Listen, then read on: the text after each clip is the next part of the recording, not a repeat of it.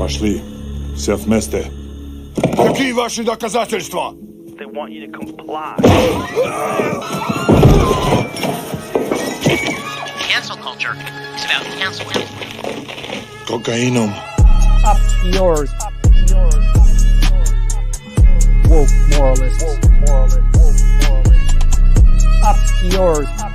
This is systematic bullying that's happening. Woke moralists. Up yours. And they believe that they can then Woke shut us moralists. up. Up around and find out. Up yours. Woke moralists. They seem animalistic is what I mean. No, they're worse than animals. The woke mob, they ruin everything. They stop Ben Shapiro from going to events and speaking. They stop Ann Coulter from doing it. I will never surrender even a single inch of ground to a pitchfork mob. You never cave to the mob. We will never bow to the mob. Ever. No matter what. Do you see the final expression of cancel culture in terrorist groups like Up yours. We'll see who cancels who.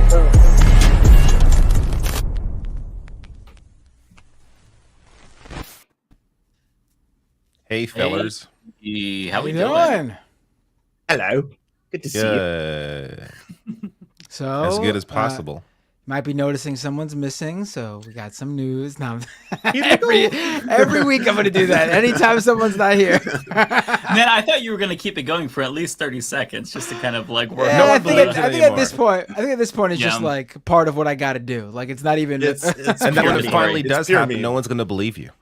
That's true. That's true. True. The boy who cried Binder. I'll have to come on and be like, I'll have to come on myself and be like, guys, I got some news. I am leaving the show. Yeah, you gotta self-destruct. Yeah. So how's everyone doing? It's been a very depressing week, if you ask me. I know you all probably feel the same. It's been a bad 2 weeks so far. Yeah, it's been not good. Horrifying 12 days. We should probably let everyone know Rebecca is feeling under the weather tonight, so it is simply a gentleman's affair for this stream. Yeah. Send her lots of love. She will be back next week. And I money. believe she's still streaming. Yeah, send her money. I think she's still streaming on her channel as well. So continue watching on her channel just to get those numbers up, so we can hopefully bolster her case for monetization. But we'll right. And being that she's not monetized, don't forget that she said to send all your super chats for her straight to me at youtube.com/MattBinder. He's so fast. How does he do it? Yeah, she definitely said that for sure. Oh, could I also make one small request for anyone watching in a separate tab? You can pause it. You don't have to hit stream or anything, but go to youtube.com/@mindexplosions. Just watch the live stream there because I'm trying to also do the same thing. I'm trying to get the channel monetized, and apparently this is like the Rainbow Road secret to get there. Right. Yeah. I believe Lance also said, being that he's not monetized, all super chats, youtube.com/MattBinder. You know what? If everyone in believe he Matt Binder said, stream does it, you can have them all. You can have the crumbs. In fact, if I recall, I think both David Dole and Mike Figueredo said all super chats tonight straight to Matt Binder. As I recall, every week Matt Binder gets the most super chats, so I think it's time to spread the love around to the other two in the room here. Myself and myself. Yeah, I mean, David and I are going to be down at least $100 this week with the game releases, so we're gonna need that. I got Spider-Man 2 and Mario Wonder sitting on the hard drive waiting to be unlocked. Oh no!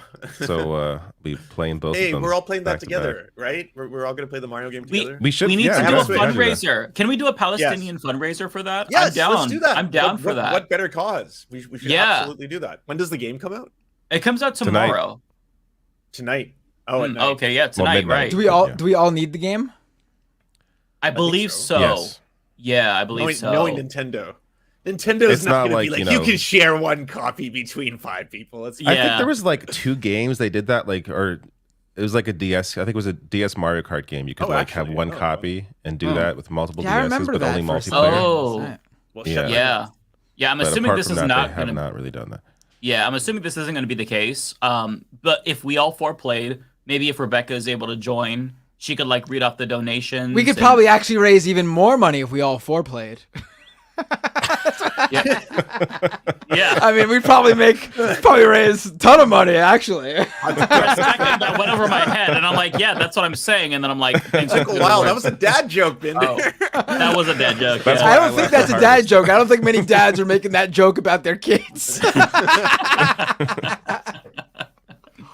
Yeah, we'll have to coordinate something because I'm definitely down. I'll be playing it anyway. So yeah, I think that'd be a great thing to do. It'd make me feel better. I feel like we're kind of doing something, and the audience is able to do something. I know Hassan had a massive fundraiser, raised $1 million. Don't think we'll get there, but if we could do something, I think that'd be great. Nothing short of at least 2 million.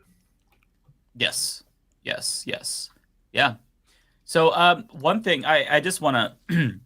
Because I know people probably feel like they're going insane because of the discourse, if you want to even call it that. I have to point out the Sarah Silverman Instagram post, which I just found out before going on, that her excuse for making this post was that she was high or something like that. I could pull up the specific. I want to say one thing before. Unlike the cowards that I'm broadcasting with, I condemn Hamas unequivocally. I'm saying that right out loud, right at the start. Okay, I condemn Hamas. No one else has said it, so damn, you beat me to it. Yeah. Damn. Yeah. Listen. I'm the I wake up saying I condemn. That's my first words in the morning. I condemn Hamas. Oh, okay. And then Okay. All right. I go about the day. I have a whiteboard like behind the computer, and I wrote "I condemn Hamas" over and over again, like Bart Simpson. Good. So 150 times. And you guys can all guarantee, like myself, you don't have anything. You haven't bought any products that Hamas has made or generated. Like, you are absolutely Hamas free. I can say that.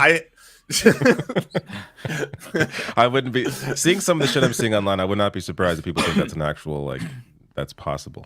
Yeah, maybe. Yeah, what's really like super like telling to me is like there's these videos out there of the far right in Israel. Israeli hardliners who are literally attacking the families of the hostages who are outside holding protests for the Israeli government to focus on getting their family members back instead of whatever they're doing now. Literally attacking the family of the people, like in some of these videos that have come out from the family of hostages or people who were killed in the Hamas attack, coming out saying how, speaking out when their whole country is basically, or at least the hard line on their country is literally physically attacking people who speak out against the government. These family members coming out and speaking against the war, speaking against any bombing in Palestine, speaking out specifically for Palestinians. I mean, we should definitely, I think anyone who thinks not enough time is being spent on the victims of the Hamas attack or the hostages should listen to the actual people, the moms, dads, brothers, sisters, family members related to those people who are literally being attacked by the same people who support the Israeli government, who you guys all over here who are who are shouting out against anyone who says anything about the Israeli government, who you guys are basically defending. This is the equivalent if people here, if Joe Biden say that the 15 9/11s, then imagine in this country people literally were physically assaulting 9/11 families after 9/11 for daring to say anything. Imagine someone attacking Pat Tillman's family for speaking out because Pat Tillman and his brother were speaking out against the war. I mean, that's what's happening right now in Israel. And I don't hear any of these voices who care so much about, coming out whenever, someone in the U.S. dares to speak out for innocent Palestinian civilians. I don't see any of those people focusing on these poor families being attacked for daring to go against the grain and, not wanting to see their loved ones' lives being used as a tool to take more lives, or just want their government to focus on trying to get their family members back, but their government's too hell-bent on enacting some sort of retribution or revenge. Yeah. That's horrifying. They're too busy pushing IDF propaganda to give a shit, really. Like it is just. I guess I didn't realize how many people were out of their fucking minds until this came up, like, you know, a week ago. Just seeing people, like, I didn't realize Sarah Silverman was fucking crazy. Like it was the weed though, David. Did you see? It was a bad batch, apparently.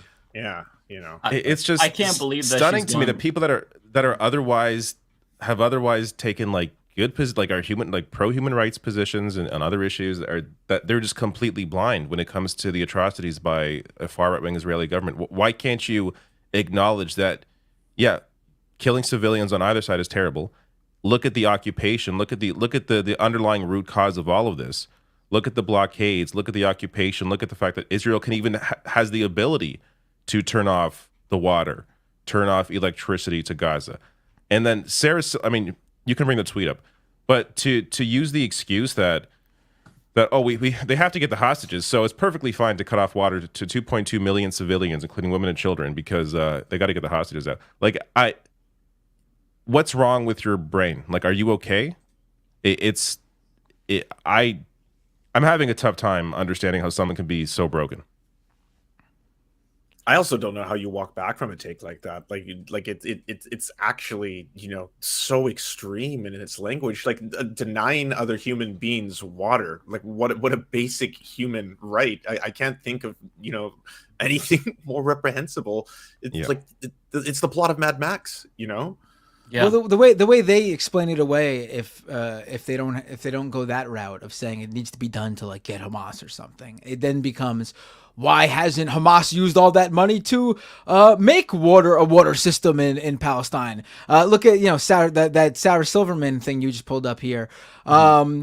Israel is so kind to provide this for free, as if they don't do that because they sort of need to, because they'll have a much quicker humanitarian crisis on their hands. You know, if you thought, you know, what we've seen so far has been bad, it's going to get a lot worse if things continue that way. But they literally can't do that. Like, the Israeli government doesn't let them do that. Yeah, it's called Military Order 158. Google it. They have to get permission to do any water infrastructure from the Israeli government, and those permits are nearly impossible to get. They don't have a choice.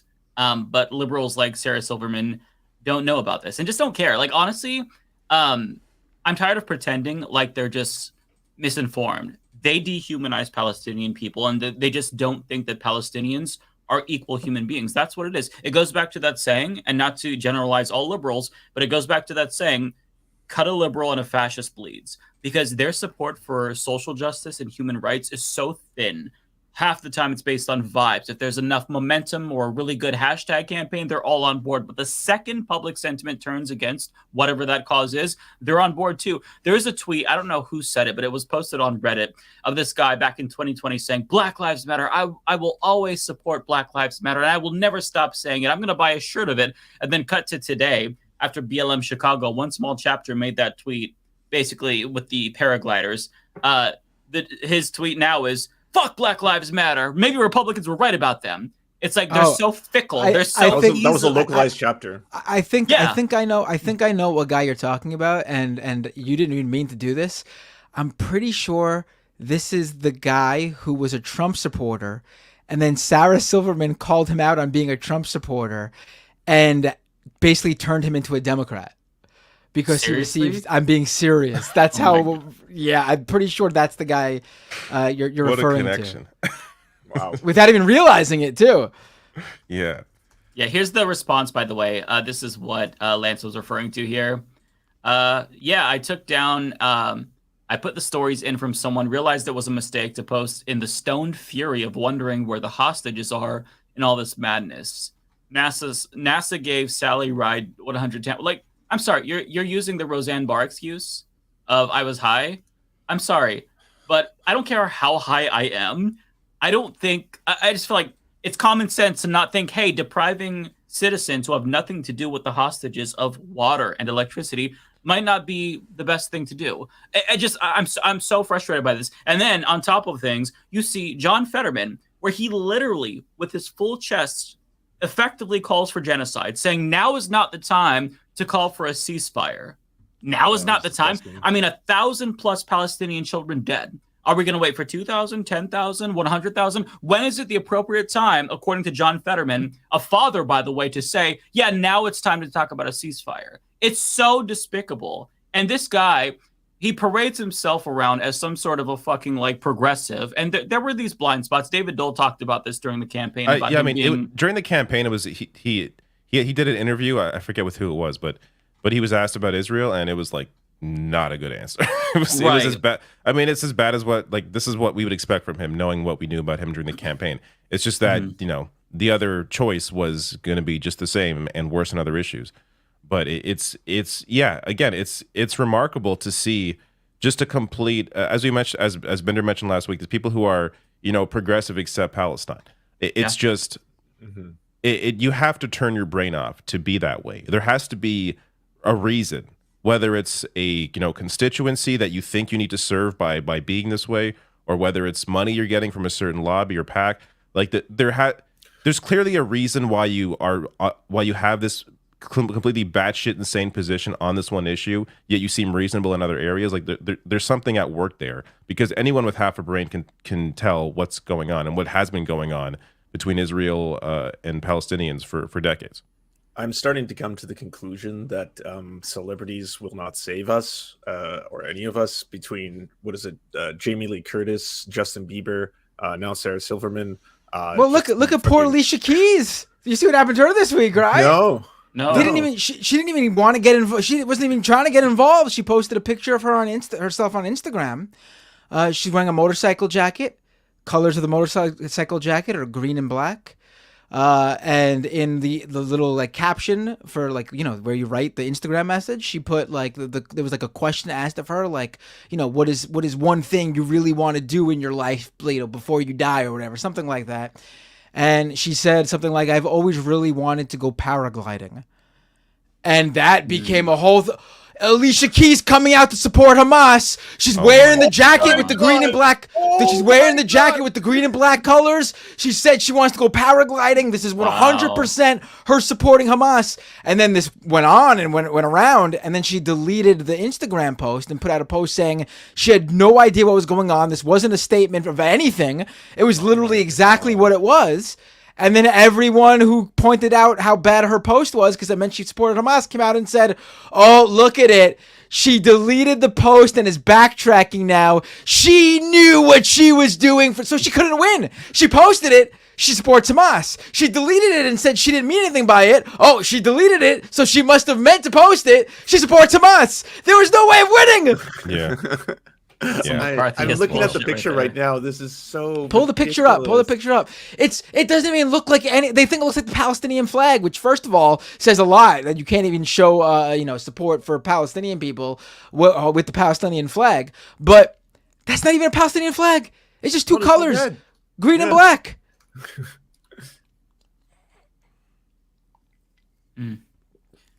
Yeah, it's very McCarthyist in this time, but anyone who supports Palestine is apparently a terrorist sympathizer. I'm doing a video. Also, on this can't be a tomorrow. paraglider anymore. Anyone who's doing paragliding, you should just give up now, because it means you support Hamas. Any professional paraglider, anyone doing any sort of gliding, you got to stop now. Otherwise, I guess this is like. It's just really, it's unbelievable. It's really over the top. I really do think the reaction is something I thought we progressed from to 20 some odd years ago, but it's very clear we haven't. It's really depressing. It's Matt, to answer what you're so saying, parallels. there's an article in the Daily Mail that Ben Collins just posted. Woman slams poor taste paragliders who flew over Doncaster, making her think Hamas was invading Yorkshire. Oh my God. I saw that headline. That's where we're at. Insane. That's where we're at now. Wow. Listen, do you know how high Hamas would have to start at to be able to paraglide all the way to... Don't logic this. She Don't thinks science they're this. No, do she not thinks they're all over the place. These people. They're gonna invade your little town.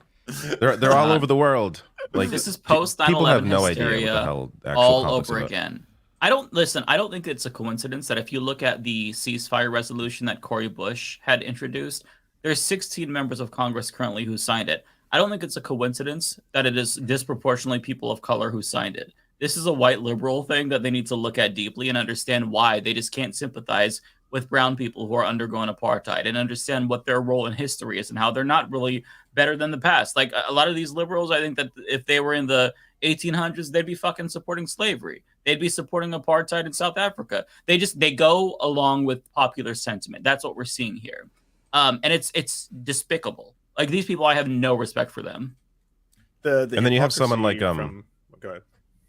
I was going to mention someone that Ro Khanna does not support the ceasefire, right? And his political director resigned after just 2 weeks on the job because of this. So Ryan Grimm tweeting out, Ro Khanna's political director has resigned after just 2 weeks on the job. He wanted Khanna to co-sponsor Tlaib's ceasefire resolution, but Khanna has not done so. Like, we're just talking about a ceasefire here. Like, this is not, right.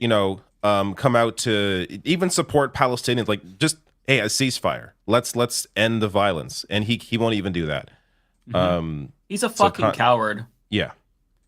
So here's the guy's tweet about this. So, personal note, I resigned my job on Monday because of a refusal to call for a ceasefire. I'll be doing everything in my power to stand against war and for Palestinian justice. So please continue to DM any volunteering/organizing needs that I can assist with in New York and DC. So there are very few, as I put on Twitter, there are very few people like this in politics, especially in Washington. But just someone who will actually, stand by their principles and not deal with this shit. Yeah, he put his account unprotected, by the way, as well. So I'm assuming he's getting a lot of harassment, probably by liberals. Probably. There were some reports, though. There was an article, I think it was like NBC or something, where, I mean, they haven't been so brave yet, but, maybe it'll come to that as this continues. There's apparently a good portion of the Biden administration, obviously not in high positions, but who are not happy with the Biden administration's position on this. And they're also it was right. He stepped down. He was an arms dealer. Josh Paul, is that his name? Yeah, Josh. Yeah. He was an arms dealer for the United States, and he literally resigned the arms dealer. Right. Arms dealer resigned. Yes, Biden's arms dealer just resigned over his stance on Israel. When the arms dealer resigns, you're in the wrong. I think his reasoning was he always knew his what he did was going to cause harm, but he looked at his role as trying to cause the least amount of harm in that position. He's like, that's why a lot of people the noble arms dealer kind of. That's why a lot of people that's their excuse for staying in their position. And in some ways, I can kind of it depends on who you're working for and how much, and if you've seen successes and your ability to try to move someone in a certain direction. Like I understand that. But I also really respect someone who's just like, I don't see any progress here, and there's no use in me staying here, and I'm just going to leave. Yeah. I mean, Democrats are literally pulling themselves apart. Like, the party was actually, obviously there's always going to be people, but I feel like, especially compared to Republicans, pretty for the most part, together. Obviously there are issues, but nothing that was like Biden is done. But I truly can see a large portion of the Democratic base just deciding maybe not to go out next year or just not vote at all. Also, a fuck ton of voters. What is this going to do for all of the Generation Z and millennials who are just completely disgusted by this to suddenly see, isn't that new package being proposed $100 billion? And yes, I think 90% of it is going to Ukraine, but that's still $10 billion at a time right now when the fucking horrifying stats speak for themselves. How are you going to posture come the next election cycle saying that, and I agree with this, by the way, Donald Trump is a fascist, etc., when at the same time you're we're going to militarily arm someone committing these atrocities, an administration currently responsible for that?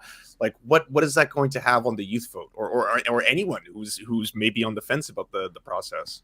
And how's that going to affect Michigan, a swing state where there's a very large Arab population there? Biden is sending a very clear message to Muslims. They feel abandoned. Rashida Tlaib, the only Palestinian American member of Congress, is saying, we feel abandoned. For her to say that means the situation is very dire. Now, it's possible that Biden is doing things behind the scenes to try to stop the ground invasion, but his rhetoric has been terrible. And what a president says in these times is really, really important. And I think that in the same way that Trump encouraged a lot of white supremacist violence, Biden is encouraging a lot of Islamophobia. He's got to have the blood on his hands too. What he's doing is completely unacceptable and irresponsible, in my opinion. Since you brought it up, here's Rashida Tlaib talking about this. President Biden, not all of America's with you on this one. And you need to wake up and understand that. We are literally watching people commit genocide and killing the vast majority just like this. And we still stand by and say nothing. We will remember this. But all of you, you need to know, I swear to God, Wahiyat Allah, you are on the right side of history. You are. You're doing everything possible to save lives. What is wrong with that? Stop it with trying to politicize this. One goal, save lives. That's it, President Biden. Yeah, that was great. That was great. Yeah, so powerful. I would really encourage everyone not to do self-promo. Watch my video tomorrow. I'm working on it right now. There's a lot of parallels between September post 9/11 and today. So like if you look at what Rashida Tlaib and members of the squad are being called, especially Cori Bush, because she's another really outspoken person, they're being called terrorist sympathizers, traitors. Marjorie Greene is going to introduce a resolution to censure her. Also accused her of doing an insurrection because of the pro-peace rally. But go back to September 14th of 2020 or 2001, excuse me. Barbara Lee, she was the lone vote against the war in Afghanistan. She was called a traitor, sympathizing with terrorists. It's the same thing. Also in the Senate, they voted 98-0 in 2001 to give Bush the broad authorization to wage war. Today, 97-0. In the Senate to stand with Israel. Now, this isn't a resolution to stand with the people of Israel. They're standing with the far-right, ultra-nationalist, Trumpian government of Israel. All of them voted for that. Bernie Sanders, too. So Bernie Sanders fucked up, and he admitted it when he voted for the Afghanistan war, gave Barbara Lee credit, did not learn from that mistake. Bernie Sanders is doing the same thing. Now, this isn't necessarily a one-to-one comparison because a resolution saying we stand with this government isn't necessarily the same thing as like giving, the president authorization for war. But like a million dead Iraqis later, 20 years later, we haven't learned a single fucking thing. And seeing that is so frustrating because I felt like after how colossally the US government fucked up, after how many supposedly progressive pro-peace Democrats fucked up and admitted that they were wrong, they're making the same mistake again. And it is infuriating. I don't know if you have it or you're including this, but I don't know if you saw today Piers Morgan when he was debating Hassan Piker, and he was bragging at one point about how he was one of the few voices in the media that was actually opposed to the Iraq war. He said that it was under false pretenses, blah blah blah. Right after saying that, he goes right into this loop over and over of regurgitating the same propaganda that is being justified right now to do just horrifying war crimes along the Gaza Strip, and then just repeats it over and over. He's like, I got to just go back to this. Does Israel not have a right to defend itself? And that's too Hassan telling him, he's like there's over 50,000 pregnant women who are amongst the injured right now. There's over 1,300 dead children. All this stuff. He's like, yes. And my response to that would be, I'm like, this. You're like, did you learn nothing then? Like, if you want to brag about being on the right side of history for the Iraq War, but in this one specific case, like, I don't know, the propaganda was he convincing. Even? I feel like maybe he was, but Piers Morgan is full of shit a lot of the time. He was caught lying to Bassem Youssef during that interview. Yeah. A thing he said last week, he claims he didn't say. Like, is this guy really accurately portraying how he felt, 20 years ago? I'm not saying maybe he was a big supporter, but how come we all haven't discussed how big of a supporter or a big of a critic Piers Morgan was during the Iraq war? Like, if he was that big of a critic, he flat out lied about the 40 decapitated babies. He was like, I never said that. And then I googled it, boom, clip right there. Yeah, it was a week ago. Said that. I was like, I know Ben Shapiro said it. Ron DeSantis says that all this. What are you talking about? Yeah. So I don't know. I question his claims about his feelings back then.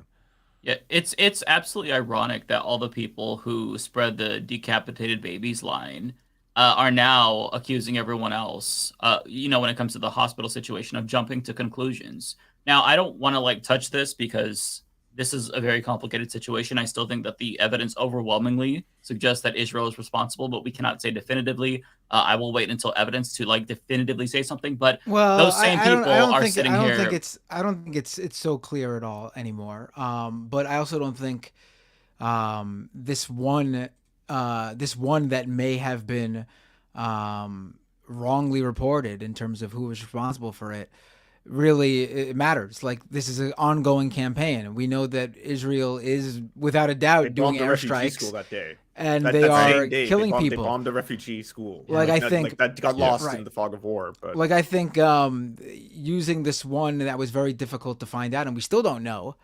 it's just going to be used by people who don't look at Palestinian people as deserving of human rights. And say that, oh, look, they're liars. We can't believe nothing's happening. I've already seen that. I've already seen people be like, we can't believe any of them. Oh, how do we even know they're even dying over there? I've already seen that. Like, I think, or they hyper fixate on this one thing and just ignore everything else, and that's what they're using it. Like, it's all working in the Israeli government's favor. Like the over focus on this hospital. Again, we don't know. I don't think it should be the focus of any conversation, really, when you see the larger issue at hand and the ongoing occupation and the blockade, the ongoing bombings. Not to, while doing research for various videos on this, there was a spike in the Israeli government killing Palestinian children in the West Bank this year. This is before October. Like, there's an article from August from the Human Rights Watch about this, and was there big, news stories about this? Was there big? No, because this is just a very normal thing. This is just how the Israeli government normally operates. And again, and Hamas does not run the West Bank. They don't control the West Bank. So what's the excuse there? Like, it's just, that should be the greater focus, is that this is a larger issue, and the occupation of the apartheid should be the heart of any conversation. Yeah, and you don't even need the hospital to use that as an example of the brutality here. They admitted that they're doing collective punishment by shutting off electricity and water. There's ample evidence of white phosphorus being used. So, I think that the hyperfixation on that and potentially other things is absolutely serving as a distraction that's benefiting Israel. So, that's why I don't want to focus on that. It's a very frustrating situation because these people are on the wrong side of history. People like Richie Torres, who are foaming at the mouth to see Palestinians slaughtered, and they will use anything to promote their disgusting fascistic agenda. And that's what it is. It's fascism. He had posted something like, in the fog of war, we don't know exactly what is going on, when it looked like, when the reports were that it looked like an Israeli airstrike. And the second it became not clear anymore, and some of the speculation that it could have been a misfire started going, he immediately jumped into, so it was a Hamas misfire. We still don't know. It's totally fine, and you should, if something is not clear, and this is a scenario where it's going to be unclear for a little bit in certain scenarios. This is, I hate to use war because, that usually requires two armies fighting, and Palestinians don't have an army. It's an occupation. But there is bombs dropping. It is a warlike scenario, and in this and it's in Gaza, where there is a lack of many media outlets. So we don't have, and Israel won't let anybody in to investigate. Right. So we don't have many people on the ground to begin with. Oh, and 11 Palestinian journalists have been killed as well. Right. So there's that. So in that situation, it's fine to just say we don't know yet. And there was some great reporting that night when that day when there was that bomb at the hospital, that basically showed that this is what the Palestinians are saying. This is what the Israeli government's saying. There was this one MSNBC reporter who was really good on this and basically said, we don't have anyone in there, so we can't confirm ourselves. This is what is coming to us from the ground in Gaza, and this is what the Israeli government's claiming. And then that reporter went on to share, the context of the history of the Israeli government not being so truthful. But then also added that if it was an Israeli airstrike, there would be a lot of deaths. So really basically giving everything he could possibly give. And that's all we can do right now in a lot of these scenarios. Now, other ones are pretty clear. Like today, it seems quite clear that there was some sort of airstrike that hit a part of a church in Gaza, a Greek Orthodox church. I'm not sure if it's like 100% confirmed who did it, but we definitely know a church was hit because you have the clergy there basically saying it from the ground and showing pictures of the rubble and everything. That definitely did happen. But there's nothing wrong with being cautious because, again, none of these one-offs that we can't officially like tell exactly how many deaths or what happened yet in any way affects the fact that Israel is launching these targeted airstrikes in Palestine and in Gaza on innocent Palestinian people, and that's wrong. Like everyone keeps focusing on these specific instances. Yes, is there going to probably be like a misfire from Hamas or some other group in there? Probably. If it hasn't happened yet, it could very likely happen in the future. But the whole point is that is then in response to the Israeli airstrikes. And then you could say, of course, that Israel is responding to the Hamas attacks, but they're not, because they're not they have no way to pinpoint and target just those Hamas targets, because they've said it themselves. They can't do that. There's going to be civilian deaths. They've admitted it. They've admitted they'll let civilians die if it means getting Hamas. They've even said they would let their own. There was an Israeli official saying that they would let their own hostages die if it meant getting Hamas. That the saving of the hostages is secondary to taking out Hamas. Which goes to any anger from someone like as Sarah Silverman or anyone calling, like, their focus, which I understand, focuses on get these hostages out. Your anger should be directed towards the Israeli government that appears to not care at all about the lives of these hostages. Like, I put something on, but my tweet about Sarah Silverman was replied to by Michael Rappaport, out of all people. Oh, the actor? No way. Yeah, but he just like posted a video of him, and his video is like, Hamas released the hostages. Is Hamas checking Twitter to check out Michael Rappaport and what he's saying? What kind of...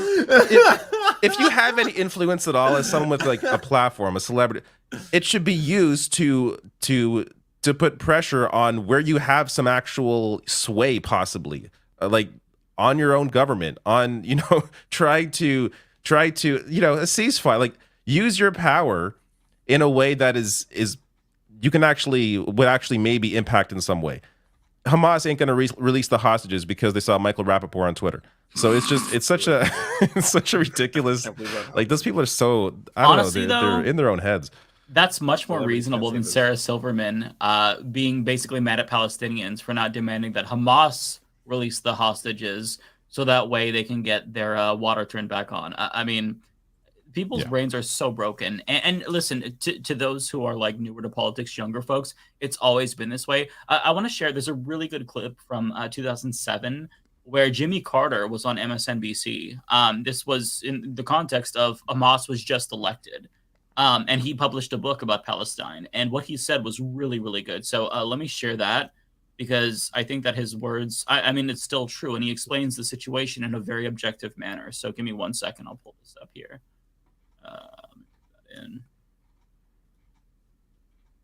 And also emphasize the word not, that is peace and not apartheid. That's what I hope to accomplish with this book, is some move toward that goal.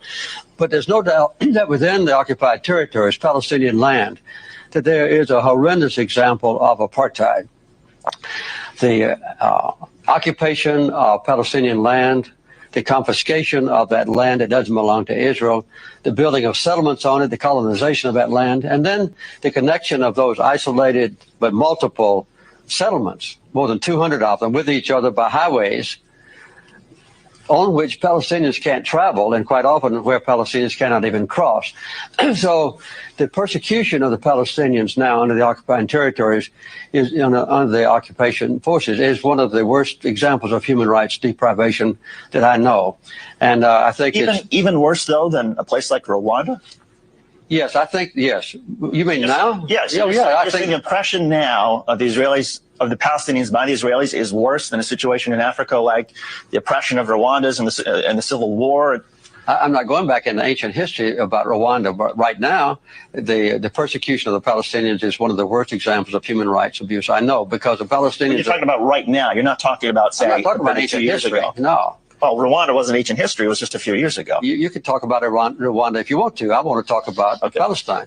What is being done to the Palestinians now is horrendous in their own territory by the occupying powers, which is Israel. They've taken away all the basic human rights of the Palestinians, as was done in South Africa against the blacks. And I make it very plain in this book that the apartheid is not based on racism, as it was in South Africa, but it's based on the desire of a minority of Israelis to acquire land that belongs to the Palestinians and to retain that land, and then to exclude the Palestinians from their own property and subjugate them so that they can't arouse and demonstrate their disapproval of being robbed of their own property. That's what's happening in the West Bank. And the people in this country, in America, never know about this. They never discuss this. There's no debate about it. There's no criticism.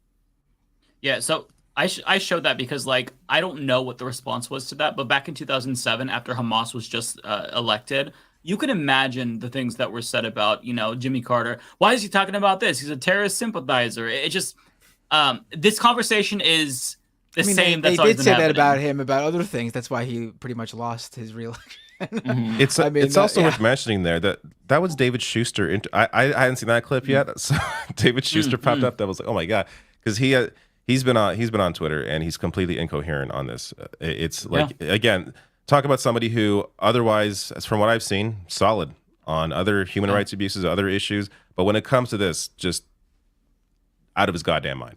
That's why you don't have any heroes, unless it's me. You could idolize. Well, he was never a hero of mine. It's just your cancellation is going to be so dark.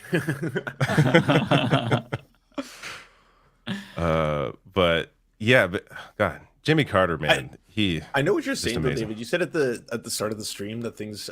Mike too. I guess everyone just how disillusioned and weird everything feels right now, you know, in ways it hasn't before.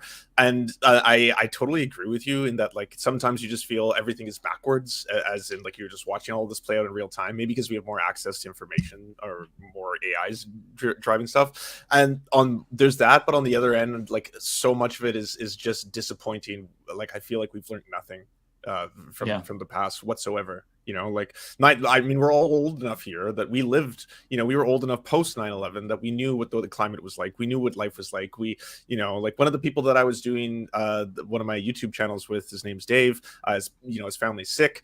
He was racially profiled all the fucking time, like every other person who was, you know, Sikh, Hindu, you know, in Canada and the US, trying to cross the border, random security checks, all that kind of stuff. It's all ramping up, you know, and that combined with, like, also, you know, rampant hypocritical fucking anti-Semitism coming from the right wingers who are completely just being like, you know, we speak for, you know, all the Jewish people and shit like that. This is what, you know, Israel wants. They are one and the same, stuff like that. Like, it's just absolutely vile atmosphere now. Yeah, it really it harkens back to the post 9/11 days. Like, I was very young. I was like 13 years old when it happened, but I remember seeing explicit racism just on local news. You know, Sikhs were targeted. Oh, these are Muslims. There was so much ignorance because, like, for a lot of ignorant Americans and probably Canadians too, and Brits, to be fair. Oh yeah. Like, they didn't even know that Muslims existed. They didn't even know about Arabs. So this was their first introduction. So that was justification to just demonize all of them. And so, like, it has taken so much time to break down these myths. I remember in 2006. As a unfortunately admitted Big Brother fan, when they brought on the first Muslim contestant, he was talking about how, you know, he was racially profiled and whatnot. And that was really controversial back at the time. It took years to break down these stereotypes, years to educate people.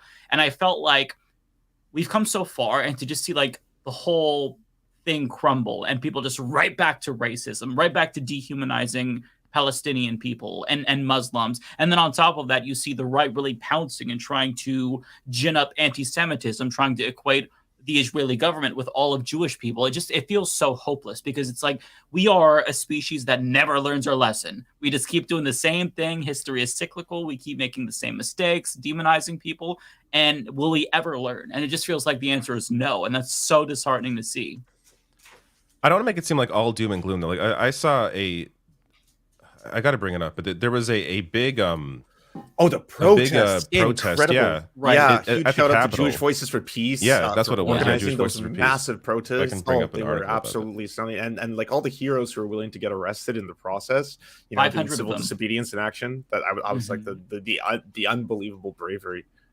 Jerry Nadler denounced them basically, by the way, saying they support BDS because and the tenets of BDS is they want to end Israel as a Jewish state. When it's like, okay, what you mean by that is turn Israel into a full democracy and end apartheid. So he's endorsing ethno state, but again, trying to be positive, not negative. Yeah, this was a little bit of hopium that we needed throughout the week. Yeah, but I guess it was I saw other videos. It was like it was packed. But so there is, there are people, and Naomi Klein said the one. Oh, sorry, go ahead. There weren't people in Congress back in the day, right? Like 10, 20 years ago, people like Rashida Tlaib who were beating the drum on this issue. Maybe there were, but I feel like there's definitely, from what I am seeing, I feel like there is more of a contingent of reality that is out there. It's just that it's still drowned out, a lot of it, by just decades of propaganda. And I think you're not going to get out from under that immediately. I think it's definitely there's been a shift for sure. It's just not with people who have power. That's the main thing, right? There is, it's obviously still a very contentious issue with even people who, like I mentioned, like you guys mentioned earlier, and I mentioned last week. There's literally a term for people who think they or consider themselves to be on the left, but stand with Israel and everything, and progressive except Palestine. Hep. Yeah, but it's definitely a shift from what it was.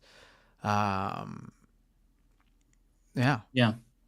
Lord Vader in the chat says that I'm ignorant because I don't know about Hamas's charter. Yes, I do know about Hamas's charter. Their charter is explicitly anti-Semitic. But what I am telling you is that all Palestinians are not Hamas. And if you can't get that through your head, you're part of the problem. But do you condemn them? I do. Oh, good stuff.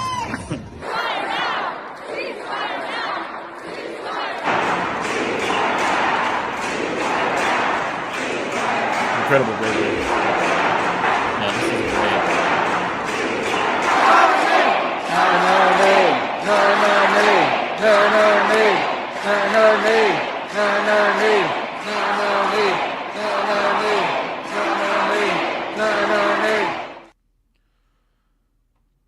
So yeah, it's really nice to see that, honestly, because that's more than I expected. When you look at public opinion polls on this, it is depressing. So don't do that. But to see that many people show up, I just saw a couple that? Yeah. Share them. There's a new one. There's a new one. There's a new one that's here. pretty surprising. Share with the class. I got two. Oh, by the way, guys, it's 6:20. We need to condemn Hamas. I condemn Hamas.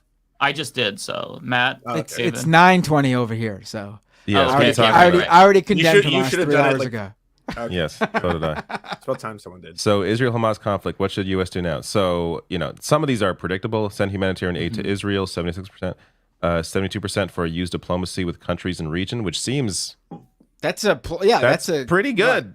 Yeah. That's, yes. 57% for send humanitarian aid to Palestinians in Gaza, which is more than the 48% who say send weapons and supplies to Israel. And keep it going though. It gets the questions get even. This is actually the least positive poll, and it's still pretty good. This one is really surprising. So this is the breakdown. Should U.S. send weapons/supplies to Israel? Wow. Majority of Dems, 53% of Dems say they should not as well as the U.S. independents. should not. And 55% of independents said the U.S. should not send weapons and supplies to Israel. 57% of Republicans say they should, which is a majority of Republicans, but also 43% is still, Yeah. So is there more than this? And there's another one. Yeah, there's another one. That is encouraging, honestly. There's another one I saw. Is that from Ken Clippenston? He didn't Here, post let me give you the. Let me drop you the. You're already there, so you could pull it up. Let me put it in the. Dropping it in the chat. This has the one you're showing now, but also that other one I'm talking about. But that's the one we just saw, and this one's. Should U.S. send humanitarian aid to Palestinians in Gaza? Dems 70% should. Independents 59% should. Even 41% of Republicans want to send. This is actually maybe the most surprising. Wow. Wow, that kind of makes my heart swell a little bit. Yeah. Sizes. Yeah. I think it's important for us to realize that, the voices that that are often are most prominent on social media are not probably not the majority of people. They may have the majority of the power, but when it comes to how people actually feel about this, it's numbers like this are encouraging. The fact is, the vast majority of people really, I mean, you can look at this as unfortunate or because it sort of is, but also just the facts. Vast majority of people are not paying attention to any of this. They just they just heard about the Hamas attack, so they feel bad for the Israeli people. And they're seeing these images of crying Palestinian children and bodies of dead Palestinians, and they feel bad for the Palestinian people. And they're basically saying we should help the Israeli people. Oh, we should help the Palestinian people, without any real, knowledge of or context of everything, really. And that's, I think, really what you see bearing out in that poll. That those polls pretty much are showing where people are getting their news, honestly. That's how I look at it. Like, if you're a Republican, you're probably getting your news from somewhere that's more sympathetic to the Israeli government than to the Palestinian people. But even then, I guess you can't get away from seeing those images of, Palestinian people dying. So 41% of the Republicans even say we should send support to the Palestinians. Yeah, and I've got to say, independent media, as much as I've criticized it, has been a bright spot. This is like one of the few issues where independent media is just far and above traditional media, especially mainstream media like CNN and all of that, because you are like there's no conflict of interest there, right? There's no war propaganda. I think. Well, I think it depends. I think you're very specifically thinking about, left-wing YouTubers and streamers like Hassan. I would say this is one of the examples of why there is respected journalists and outlets with financing who can send people there, and because that's true. What you're seeing on Twitter, for example, is the absolute worst. And then Elon Musk. Twitter does not count when I say that. But that's unfortunately that's what Elon Musk and all these people with money and power have sort of turned into what a citizen journalist is now. It's some dumbass on their computer spending all their day just posting whatever they see on lesser known feeds. Being an aggregator, and they're calling themselves a citizen journalist when they're posting wrong shit or shit they're not confirming or shit they didn't even source, or they're not even sourcing it to the original. I mean, that's really what I think is the more that is harmful. I'm seeing it like an encouraging. I mean, it may not be all of the coverage, but I've seen encouraging segments from places like Channel 4 in the UK and the BBC, CNN, MSNBC. Like, they've all had solid segments. Again, it may not be all their coverage, but there has been, from what I have seen, I would say a surprising amount of accuracy when it comes to representing the Palestinian perspective, and not like, I wouldn't even say their perspective. I'd say the human rights perspective, which is one that is looking at. The I have seen some good reports. So I think you're both making good points. I think the overall criticism. I think the overall criticism about these outlets, like these mainstream media or legacy media outlets, is legit, because obviously from the executives and everything, they clearly have their own positions on this, and it's probably for the most part not sympathizing with the Palestinian people. But at the same time, these are major outlets, so that means that they have real, legit, really good journalists there who have experience or even don't have experience, but are really good at what they do. And, you know, I think it's totally, I think you need to look at each individual journalist. Like, there are really good ones at MSNBC, CNN, Washington Post, It is weird New York that Times. MSNBC has kind of been sidelining its Muslim host. That is I think telling. I think I saw they reversed that. I think Mehdi Hassan announced his shows. Okay. Yeah, I think he just Mehdi announced his shows back. I'm not sure why he was. It wasn't before. Yeah, but where'd it go? Back now. I mean, listen, MSNBC is a network that has a history of silencing their anti-war journalists, Phil Donahue, Jesse Ventura. So that's why when I saw the report, despite them vehemently denying it, I was like, they're absolutely doing that shit. Like, To why be fair, would you? it was different management back then, but yeah, no, I get your point. Like, it is. Yeah. But Well, like, it's like, well, people... why did Mehdi Hassan's pre-recorded show get canceled? Like, why would you substitute Eamon? I forgot his last name. Moy something. No, he's good and good too. Yeah. Yeah, good, you yeah. substitute him with who was it? Menendez's daughter or some shit. Like, shit's going on. But I'm glad that Mehdi's back. NBC had claimed it was because they want to have more on the ground, like live coverage or something, and so they kind of moved some of their shows around. It wasn't just Mehdi Hassan's show, but they've reversed some of that now. That's good. Like, I saw someone in the chat mention that BBC was so bad they had to issue an apology for them basically calling a pro-Palestinian supporters pro-Hamas supporters. I saw that, yeah. And, what about their article about the tunnels, though? Are they going to take that one back? Because every time something happens, they have to do the hot dog suit. Like, why do people believe this? Then they publish those stories where it's like, intricate tunnels connect every single hospital to the Hamas headquarters and every school. I was like, what the hell is this? Yeah. It reminds me of during the Iraq War, like look where Osama bin Laden's living, and it's like this underground like layer, and it's like all these levels to it. It looked incredible. It looks like a beautiful like oasis. Yeah. It's just like, what is this? But I'm bringing the BBC up though specifically to say, like, with that said about how bad BBC TV has been.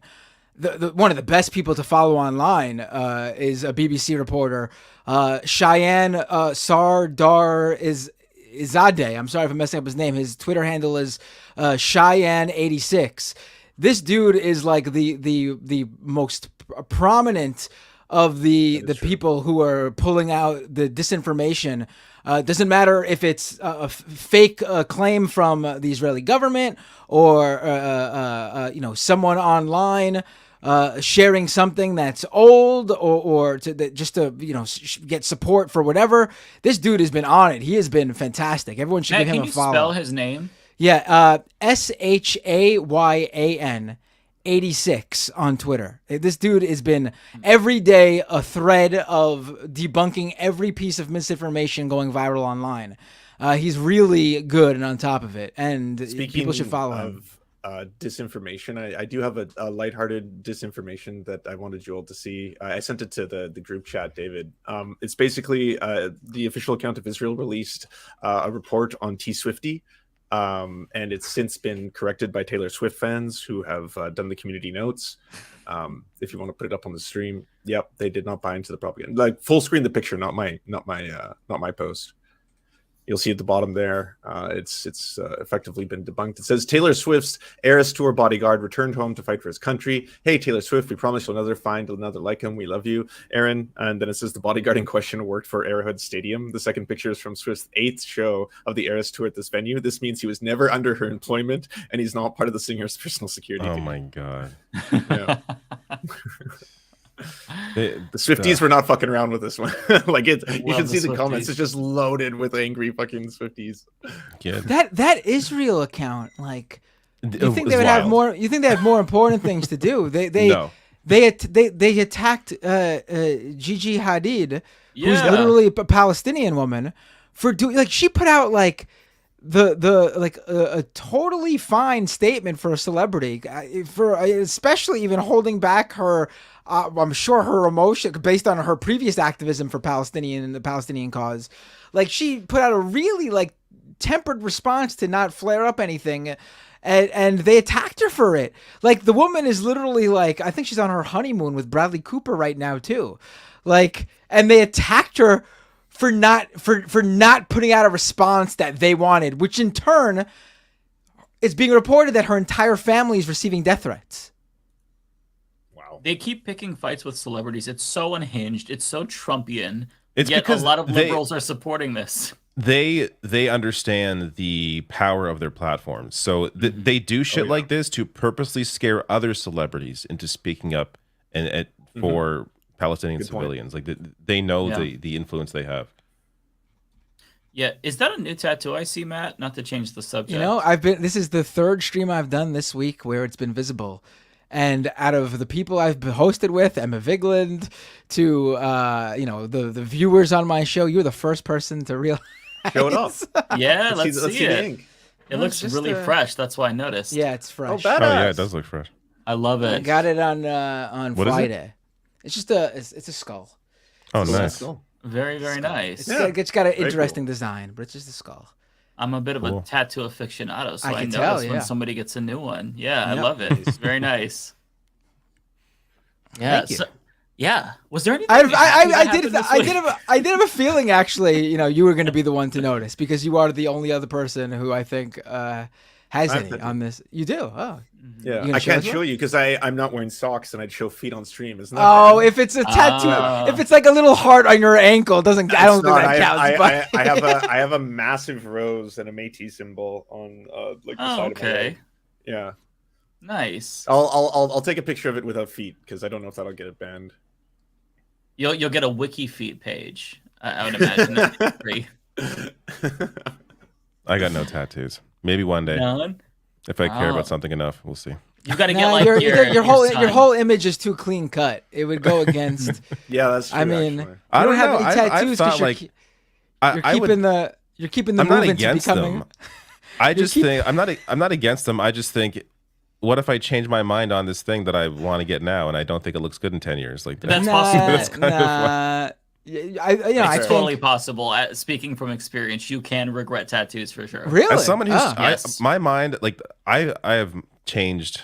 Not my like just as a person, I've changed so much over my life. So I want to make sure I'm in like a steady mental place before I decide what I'm gonna.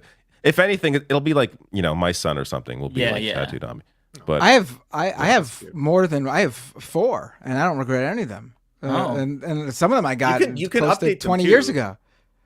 Like you can get cover-ups. True. Cover-ups actually look awesome now. Like I've seen people who have like full sleeves and they've done cover-ups and like you wouldn't even know. Mike, show us the tattoo you regret. I mean, obviously you're speaking from experience. Which one? do you regret? I want to see that too. Good call. Well, I can't because it's on my back, but I'll describe it. You could It definitely is- show it to us. You could definitely show it to us. I'm not going to show you. Is it like Roger Stone's? Think of the. Like this or Do you have a Nixon tattoo on your back, Mike?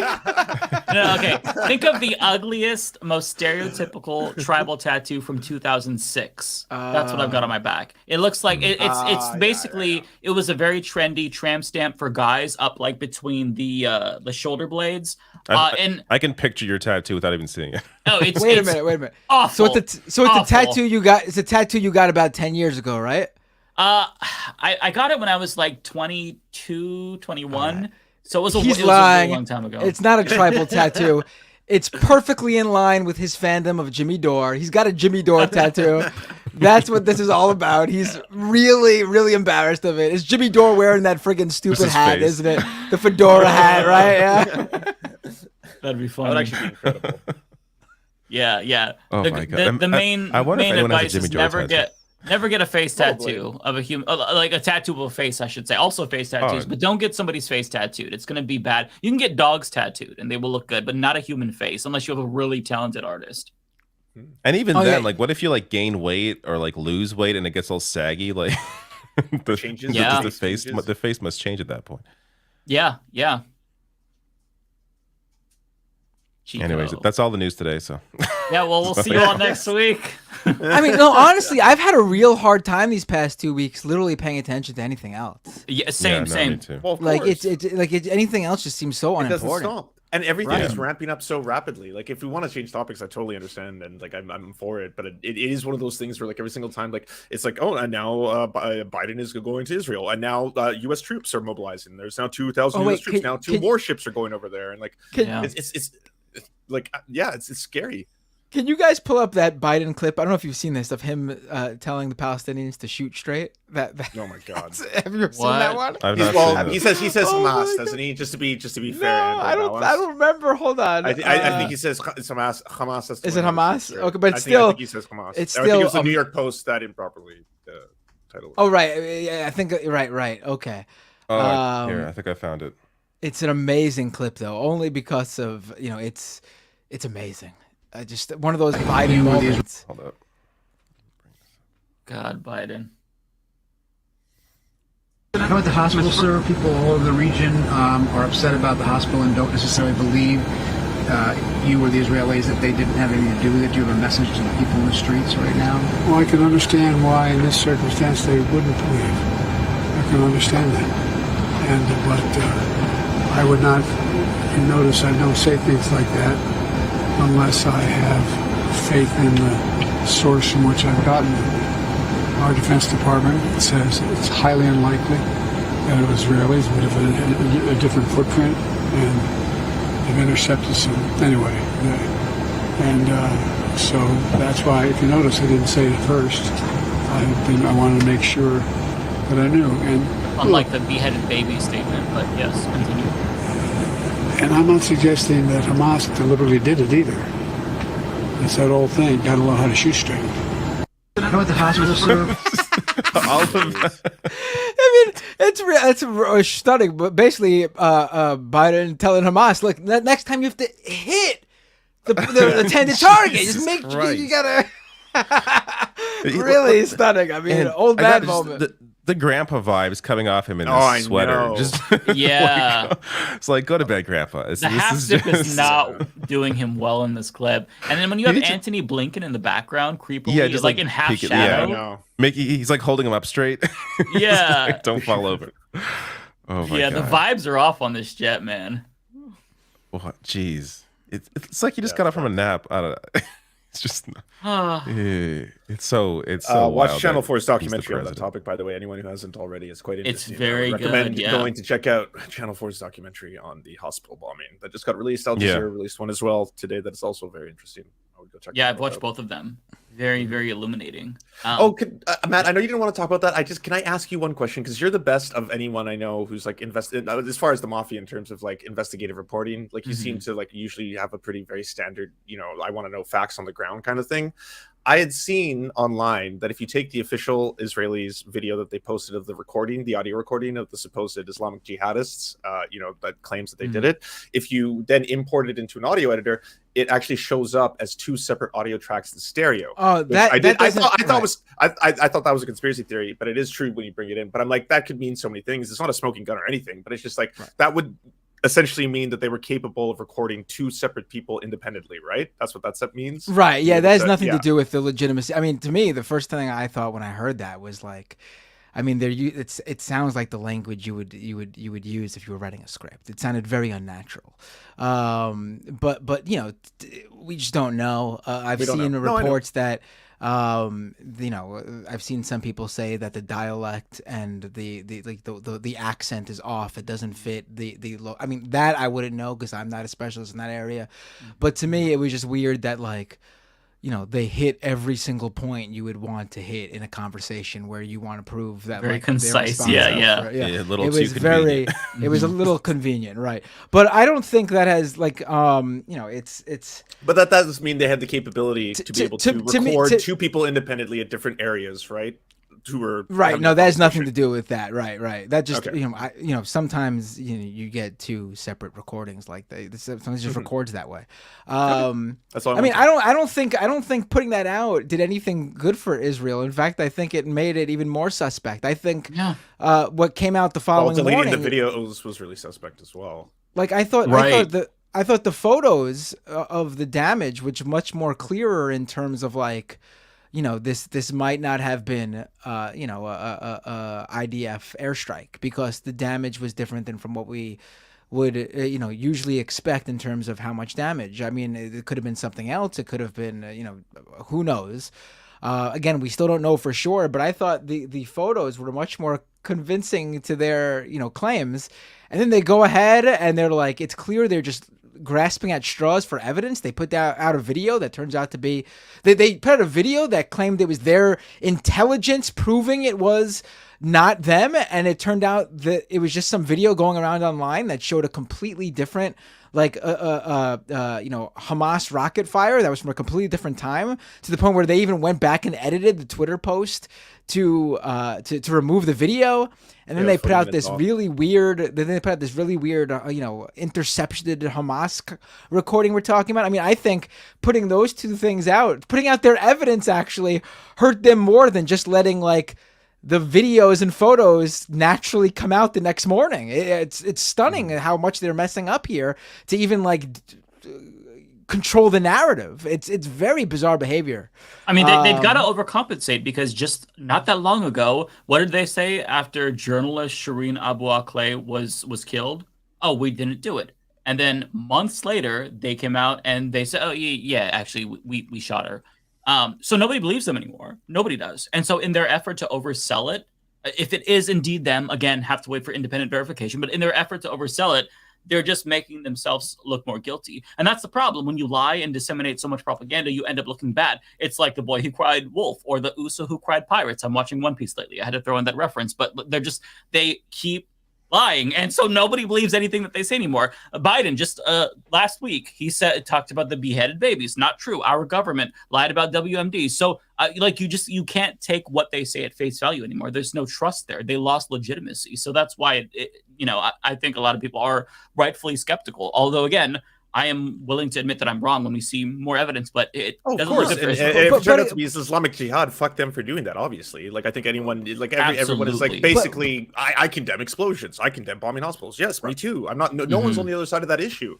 Yeah. Right. Yeah, so exactly. the two points I just want to say to that is like, number one, like a single instance, or multiple single instances, multiple separate instances, I should say, does not like detract from the fact that we know that Israel is killing innocent civilians in airstrikes in proven instances.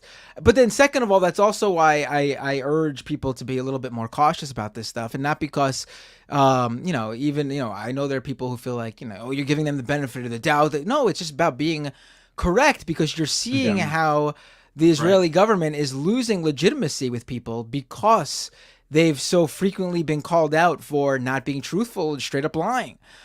We can't have that happen to this side. Mm-hmm. We just can't. We need to make sure that we are, and there's nothing, you don't have to say, you don't have to say like, oh, we're wrong. Like, just, we don't have to get to that point. We just simply say, we don't know yet. We don't know. There's nothing wrong with just admitting we don't know yet and to wait. I mean, I know with the internet, and I know that on certain platforms you get paid for being the first because you're the one who goes viral for being first. But like, if you just don't know, there's nothing wrong with just waiting. Right. Yeah, exactly. I think that being truthful is the most important thing. Facts matter, especially when there's these situations where you have wars and it's difficult to verify things. And that same day, they did bomb a refugee school and 6 people died. So. Exactly. Yeah. It's like, especially when there's verifiable events that we don't need. Like, you don't need this. Exactly. Like, exactly. Yeah. Yep. Yes. Exactly. Like, I'm seeing this. Sorry, go ahead.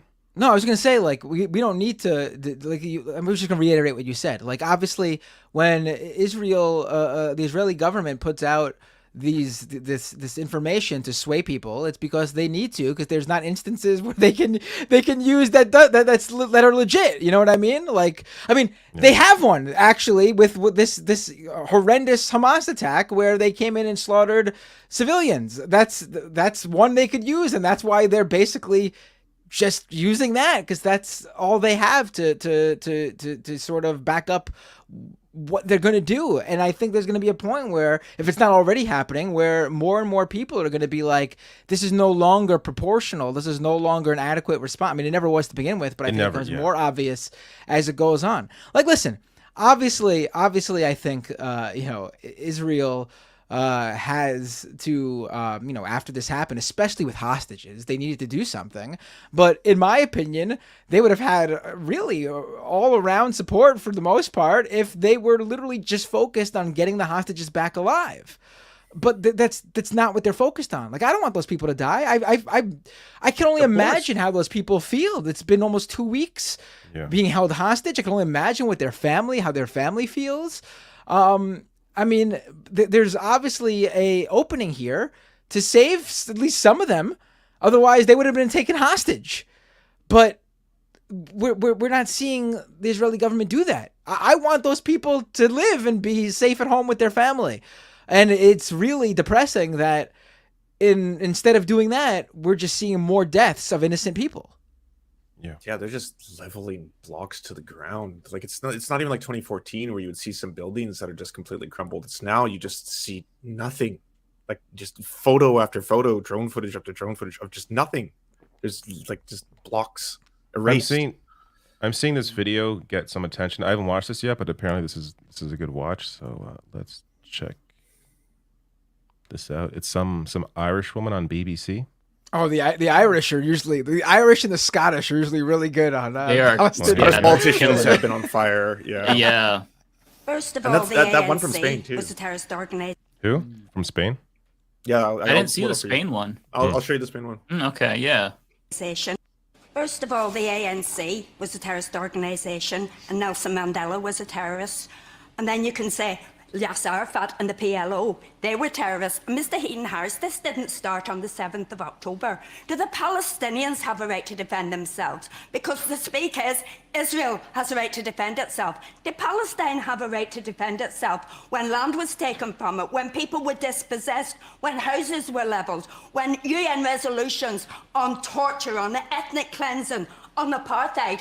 Did the Palestinians have a right to defend themselves? Did they have a right to defend themselves when Israel turn on and turn off the electricity and stop food and stop medical aid long before this attack?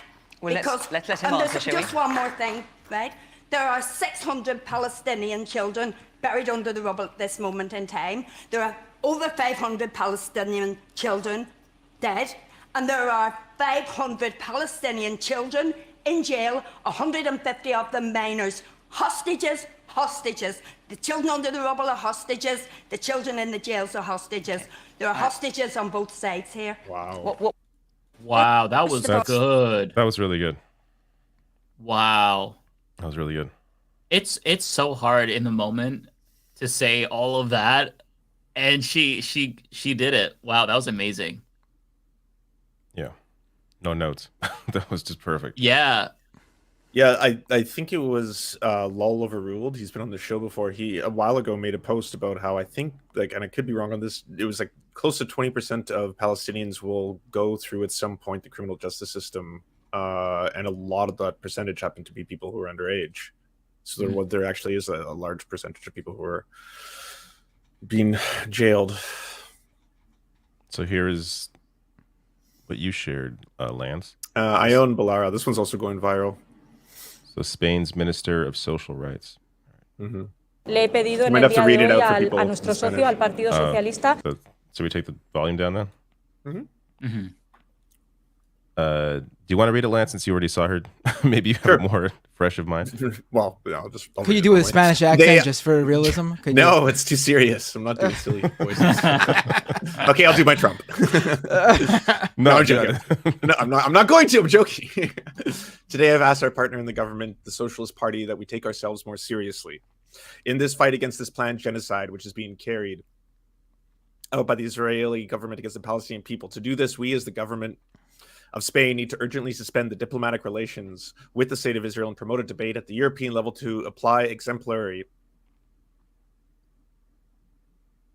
economic sanctions to the people who are politically responsible for this genocide. This has been done with Russia, and I think we are already taking too long to apply it to Israel. We need to apply the sanctions to Netanyahu, to the Israeli Minister of Defense, and to the rest of the people who are politically responsible and who have decided to apply collective punishment to the Palestinians. I insist that the collective punishment that is being taken includes massive bombing campaigns against the civilian population, water cuts, electricity cuts, and what is a clear violation of the international humanitarian law. Wow. Good. That's really surprising to see. I know. Her directly call for sanctions. And is she referring to the defense minister is Itamar Ben-Gvir, right? Or is it a different? Oh, sorry. I thought you were asking about her. I was like, she's the Minister of Social Rights. I'm not right. sure. Yeah, because she wanted to sanction. It's either Go Gallant or Itamar Ben-Gvir. I can't remember which one is the defense minister. One of the psychopaths. But for her to actually name drop them and say sanction, that's huge. That's fucking insane. That's really good. That is cause for hopium. I mean, we had a politician in Canada who basically had to apologize for making the most like milquetoast, it wasn't even milquetoast, it was factually correct. Just basically like the collective punishment is not correct, and the occupation of Palestine has to end. And she had to apologize and retract She shouldn't it. have. So She shouldn't have. Now, there's an update to that. She is now suing, or she is threatening to sue Doug Ford. So Doug Ford, he's running the show in Ontario, his party, the Conservatives.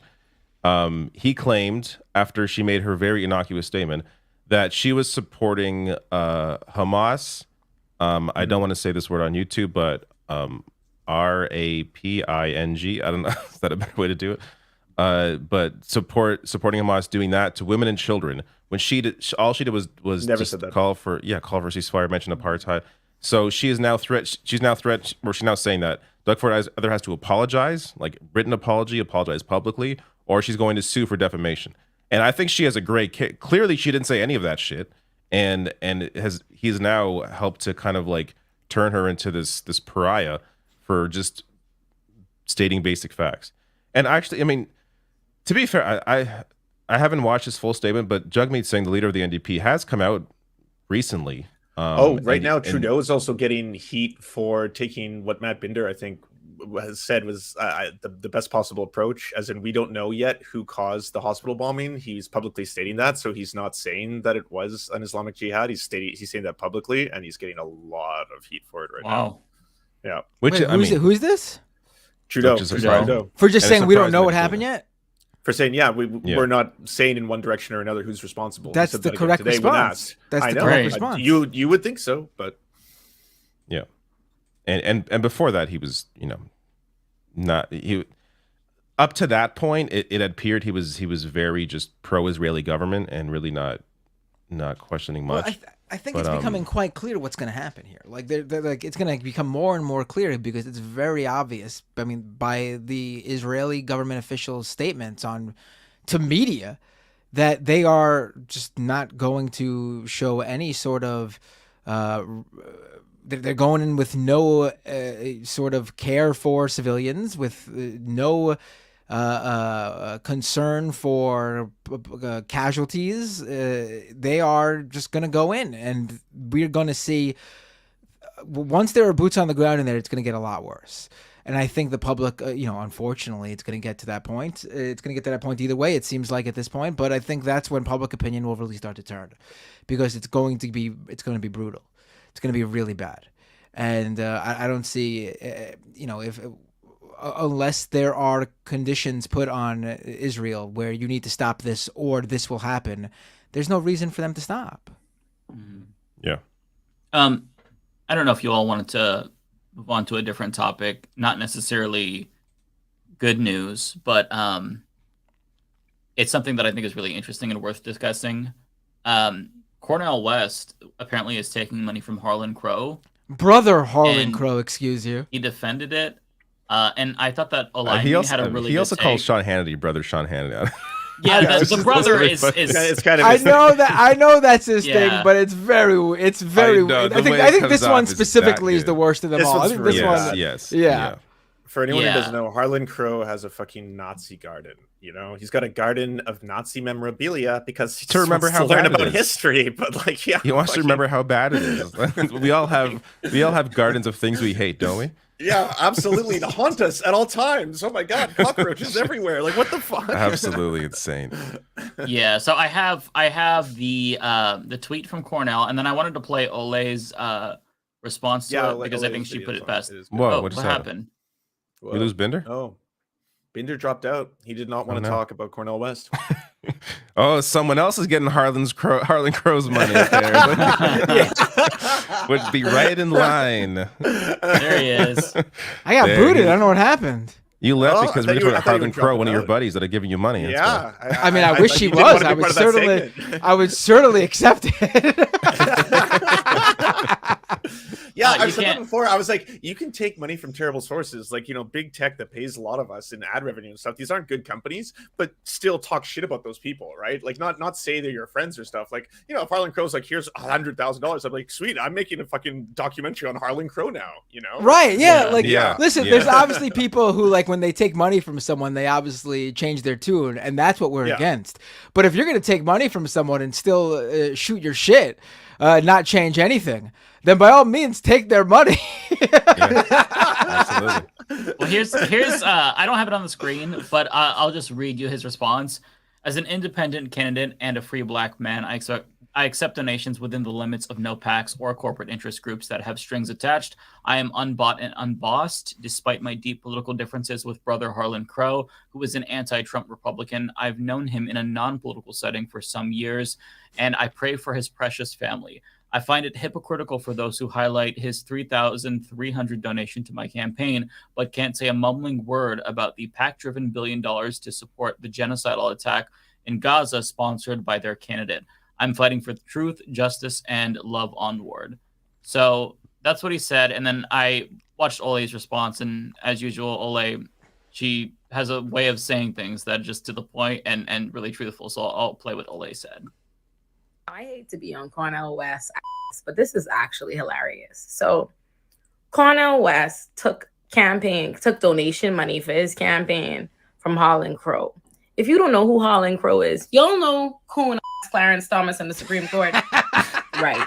Coon Clarence Thomas was recently caught up in a scandal of having taken money from a Republican super mega donor, Harlan Crow. That Harlan Crow.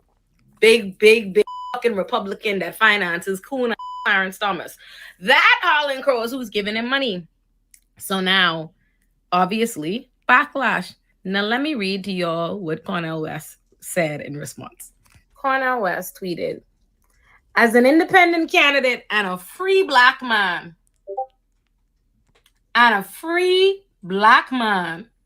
I accept donations within the limits of no PACs or corporate interest groups that have strings attached. I am unbought and unbossed. Despite my deep political differences with brother Harlan Crow, who is an anti-Trump Republican, I've known him in a non-political setting for some years, and I pray for his precious family. Harlan Crow has a garden full of Nazi memorabilia. White supremacist memorabilia. The fuck, his precious nigga, this is worse. You've made it worse. This is worse. This is worse. This is worse. Come on, and let me finish the message. Let me finish this tweet because he tried to strike us. He say, it is hypocritical for those who highlight his $3,300 donation to my campaign, but can't say a mumbling word about the PAC-driven $1 billion to support the genocidal attack in Gaza, sponsored by their candidate. I'm fighting for truth, justice, and love. Onward. Sweetie, stay focused. Stay focused. We can do multiple things. What you talking about? Yeah, Biden doing lots of you're fucking correct. And we've been talking about him and them and their genocidal Now back to you and this fucking money. Why you taking money from Republican super donors? Why you friends with who have Nazi memorabilia in their garden? Explain yourself. I just thought everyone would enjoy that. It's always nice hearing from Ole. And that was the way she read out the tweet was just so good. I think we can probably just say he's an incredible professor and public speaker and general human being and just not a great politician, at least so far. Absolutely, yeah. He can't, like, everything that's happening now isn't going to erase all of the goodwill and respect that that he's built up that I have for him.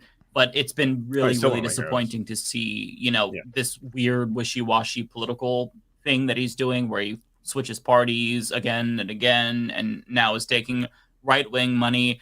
It's disappointing. So, as a scholar and an academic, I mean, he's one of the best, if not the best. But like when it comes to, as you said, the politician thing, some people just shouldn't be politicians. Like their advocacy doesn't translate well into being a politician. You know, being an activist is one thing, but being a politician is an entirely different thing. So yeah, still respect Dr. Cornel West, still love Dr. Cornel West, but oh my God, I don't know what's happening, and I'm a little bit flustered by it. So yeah. We could talk about Jim Jordan as well. That's kind of silly. Yeah. Is he still going for speaker, or is that over now? I thought he was dropping out, but then I saw that he was still going to go for a third vote. I don't know. He lost votes in that other round. He went from needing 20 to 23, I think. Right? Yeah, so he gained 2 additional Republicans, lost 4. Not very good. Republicans off the record are saying that if there's a third round, he's going to lose 10 to 15 now, with the person who said this being one of the people who initially supported him, but said, I'm not going to support him this time. So it is amazing to me to watch this unfold. He had Sean Hannity on his behalf sending text messages to GOP holdouts. On top of that, Don Bacon's wife received threatening text messages, basically threatening her husband's career. Now, after they voted against him, you have multiple Republicans who voted against him of the 22 getting death threats now. So needless to say, his whole pressure campaign has not been working. But you can understand why there's this really strong push, because this is the moment for fascists. If you miss this moment, then you are not going to get another moment to have a fascist speaker like this. It's like us in 2020 with Bernie. Like, that was our one moment for a progressive, so we've got to do everything we can. But this is like, look, if we're going to get a Hitler type person, we're as close as ever to that. We've got to get him. I'm surprised, Mike, how optimistic you're being right now. You think this is the only hope for fascists to get a House Speaker? I hope so. At least I don't know if that's going to be the case. In the near future, at least. Isn't he more of like a pedophile cover-upper than he is like, or is or a lot of his outspoken views are just like super anti-LGBTQ+? Oh, he checks all the boxes. Okay. Years of covering up sexual abuse at Ohio State University, insurrectionist, election denier. What's a national abortion ban? Which he checks which is what all the Democrats boxes. have been hammering. Like they've been hammering the GOP holdouts on him to ensure they don't back him. By again, these are members of the party that are in like Biden leading districts, so they're afraid of losing swing voters. So they're hammering at issues like, you know, the national abortion ban that Jim Jordan wants, or the overturning of the election that Jim Jordan voted for, as a way to kind of scare these Republicans from supporting Jim Jordan. And so far, it appears to be working. I mean, these Republicans are scared to support something like that. But then my question is, what Republican would win speakership that doesn't support those things? Like, I like it just.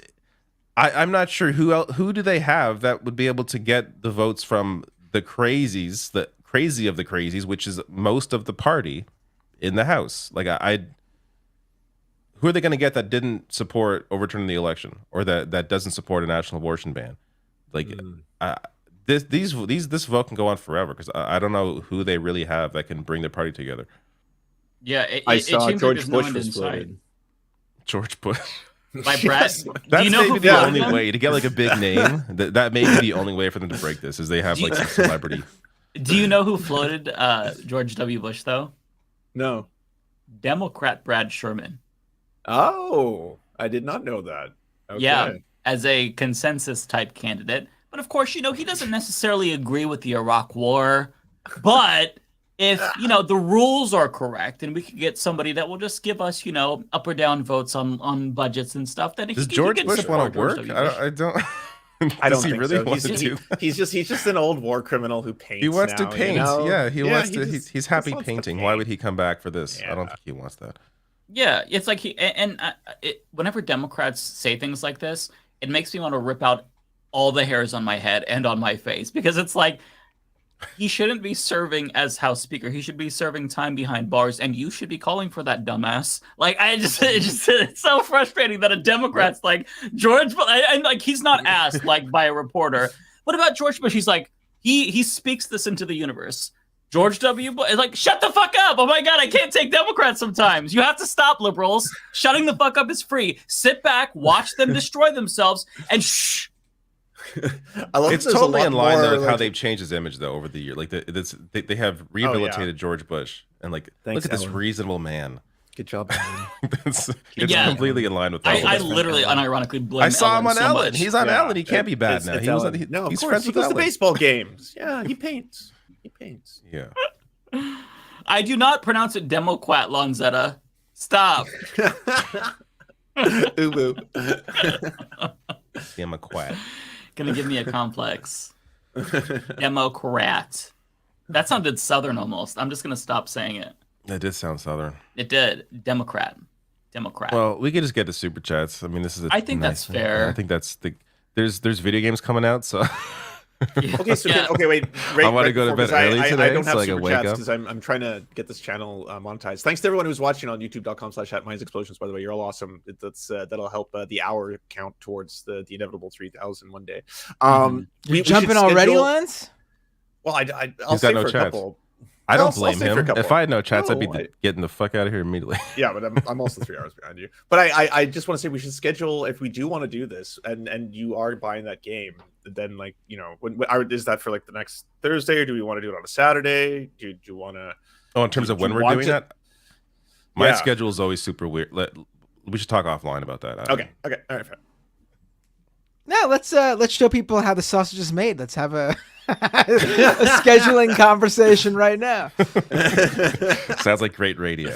I mean, listen, I am going to check out and just play video games this weekend, so I'm fine doing it whenever because I'm going to be doing the same thing either way, online, offline. I'm going to play video games, so I'm open. I have a child, so that's why my schedule's is weird, but yeah, we will find a time. Yeah. Got a lot of people on the feed right now. I mean, on our streams right now. I gotta say, we got over 2,000 people. I think watching. we had that last week. Yeah, did we? Maybe that's the new. It's the new standard. I had 1,000 people watching me today, but I think it's because Hassan's at TwitchCon, and like I feel like that meme where like all the little puppies are feeding off the mother. I feel like whenever like Hassan is off somewhere else, all the other lefty streamers' numbers all just go like this.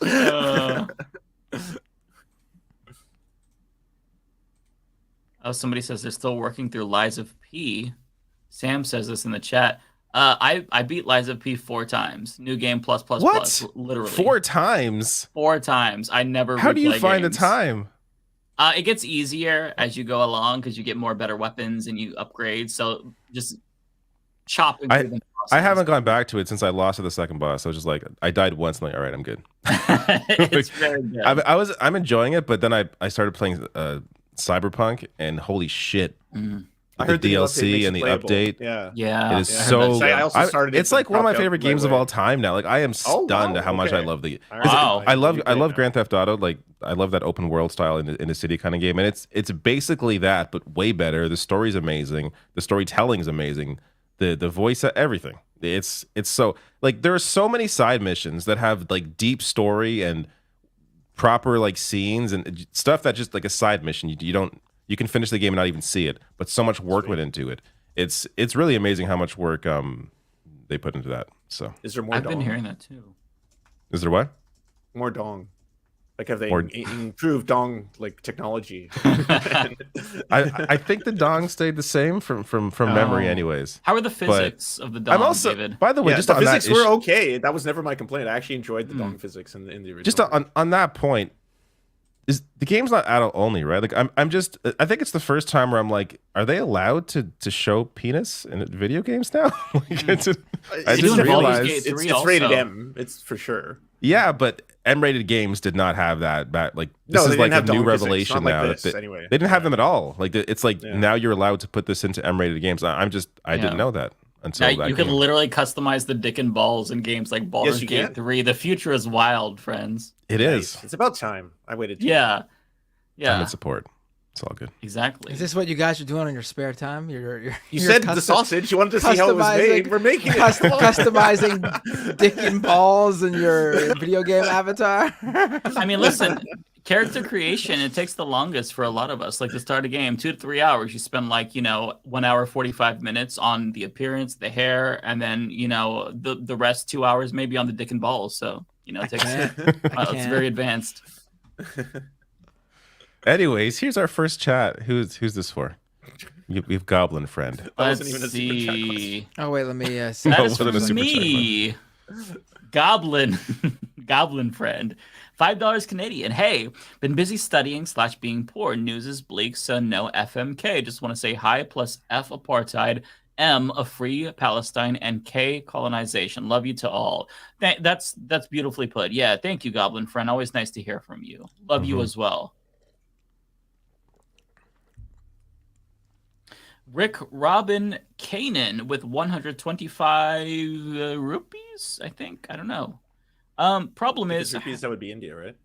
Yeah. I think I could be wrong though. I'm not sure. Problem is, how is anyone supposed to support the Palestinian cause if there are foreign nationals being held hostage in Gaza right now? Well, this was sent in earlier in the stream. If you saw the video of the Irish woman, she was explaining that every hostage obviously should be released. There are hostages held in Israel as well, minors who are hostages. So you can walk and chew gum at the same time. You can condemn bad things and like what the Palestinians aren't responsible for the hostages. Yeah, right. You know? Yeah, like I mean, that's a nonsensical dilemma. Also, you have Hamas there. does not equal all Palestinians. I mean, Yeah, that's there what is we're no saying, Hamas in the West Bank. Yeah. Again, Palestinians it's like, don't have you can't don't blame have control over that. Yeah, you can't blame civilians for what a government is doing, or like what people in power are doing there. Like, Oh, by the way, if you want to send Rebecca some love tonight, her Cash App is Becca's Voice. Send her some get well wishes. I believe she said she went off to bed in the chat, but yeah, don't hesitate to send her some love. Bye, Rebecca. I hope you feel better. Yes. Snack Panther with super chat says, "I condemn Hamas and the IDF." But quick question for you, Snack Panther: do you condemn Hamas? Yeah, hang on. Actually. How long ago was this sent? Because it could have expired. That's a really good point. This one's for me, Parker 222. I condemn the IDF. I condemn the IDF. I condemn the IDF. But do you condemn Hamas though? You must condemn Hamas as well. Which let's like put the jokes aside. Yes, we condemn Hamas. Obviously, just to be clear, in case there's any stragglers in here, like wondering what the hell we're talking about. Yes, it's a joke because people are always asked to condemn Hamas. Without any reciprocation to the other side too. Like it's not like if you're, it's not like if you're pro, the Israeli government and you're out there defending them every which turn, you're asked 24/7 every time you open your mouth. But do you condemn the actions of the IDF when they do this or that? No, that's never even. Including people that lost like family members, like in Gaza, and one of the first things they're asked is, do they condemn Hamas? Like, yeah, it's wild shit. Oh, this is for me. Susan D with a super chat. Please accept this bribe and make me your Secretary of Education on the M&M ticket. Thank you. Oh, I like M&M. Yeah, I like that too. I forgot that was happening. That's great. Stuff. Yeah, I think awesome. I also think that's awesome. The idea that I will give you a cabinet position if you send me money. So anyone who wants a position, start sending the cash, baby. That's how it's been done. So hell yeah. Oh, by the way, did you see, Matt? I don't know if you saw, we got endorsed on the latest episode of Freestyle the News. Did we really? Oh, we're already getting endorsements. We didn't even try to get any endorsements. Yeah. Do you want to watch it really quick? It's I do. Let's see our endorsement. Only a couple of minutes. Yeah. It's very. Oh, wrong one. Pulling up the old clip. Let me pull up my. Oh, funny thing, by the way. I went to open up that tweet from the person who shared that video. I'm blocked for some reason, so now I'm dying to know what the rest of the content is on that account. Oh, really? I love when that happens. Okay, let me pull it in. All right. Come on. Right up top? Is that the beginning? Hang on a second. Sniper Wolf needs to be deplatformed. Can you hear this? Yeah, we can. Yeah. You can't hear it? Okay, no, I just fixed it so you can. In Gaza, images of homes crumbling. Everybody got a statement and they know sap. Everybody got to take with the whole facts. Everybody think of something they can quote back. Got the bodies in the street like a whole stack. Steve saying he gon' roll, but he rolled back. Had a plan, but it died on me so fast. Got a deal from the strike and a contract. Get them all back. Wait a minute, you can hold that. Hold up. Wait. Hold up. Get the secrets out to Egypt. Bobby, you stuck in the deep end. Kevin say he isn't leaving like Sniper Wolf soon as she see him. Gavin out here with the vetoes. Separate cast that isn't equal. Data back to older people. All these rappers in their ego. Drizzy touchy on our Cheeto. Button messy here since 06. Throw a mic at Logan, split his whole lid. Barely throwing punches till you fold in. All that talking, walking out with no win. Ain't nobody listen to the whole spin. Free for all opinions, feel like Game Squid. Keep it messy, baby, till it's all big. Hope that activism gets you famous. Blackouts in Gaza. BB had the one on everything that are monsters. He focused on killing the courts and getting his stock up. Tell them all to leave, like, where the fuck can they go, bro? Everybody triggered off of certain phrases. Who you free and who you stand with. You get angry, disproportionate power, scrambling people antsy. I got Mike over Saint for president. Everybody trying to mix Eminem, baby. There's another one at the end, too. The internet is not your medicine. All these people want the That's clicks pretty like cool. predators. Everyone a terrorist. Say they so American before they prison Hezbollah. Only trying to speak when they need my peace, like when your girlfriend talks about your crypto scheme. Oh! Too soon. The Humanist Report 2024, him and Matt Binder. One of their campaign promises is to upgrade all of their microphones so there's less fuzz. Most exhausting news. That was good. All right, I think it's clear that we have a new national anthem. If Matt and Mike win, the presidency, yeah. Yeah. Sounds good. Yeah, and that is one of our campaign promises. You guys are doing better than Jank already. I honestly think if there was actually a poll, we would rank before. He chose the worst time to launch a campaign. Like, did you hear that? Did you hear that? Apparently, he's been disqualified from the Nevada ballot because on the sheet he crossed out natural born. In the check mark. Like on the official state government document, he crossed out. How did you hear this? This is so funny. Oh, let me here. This was Is he? That means he can't get on any ballot then. If he's here, pull this up so you could read it and on.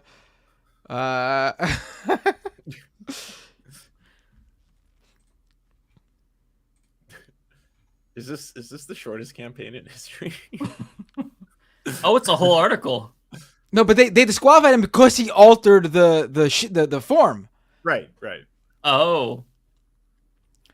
Cenk Uygur's week-old bid for the Democratic presidential nomination is already facing a major setback after the progressive was disqualified from appearing on the Nevada primary ballot for altering his declaration of candidacy form. The Nevada Independent reported the political commentator and founder of the Young Turks jumped into the presidential fray last week, despite being born outside the United States, making it unlikely that he would even be eligible to be able to hold the post. As such, Uygur crossed out natural born and replaced the term with naturalized on his declaration form. The alteration led election officials to reject his application ahead of the October 16th filing date, meaning he will not appear on the state's primary ballot. Damn. Okay, well, I guess that's the end of that.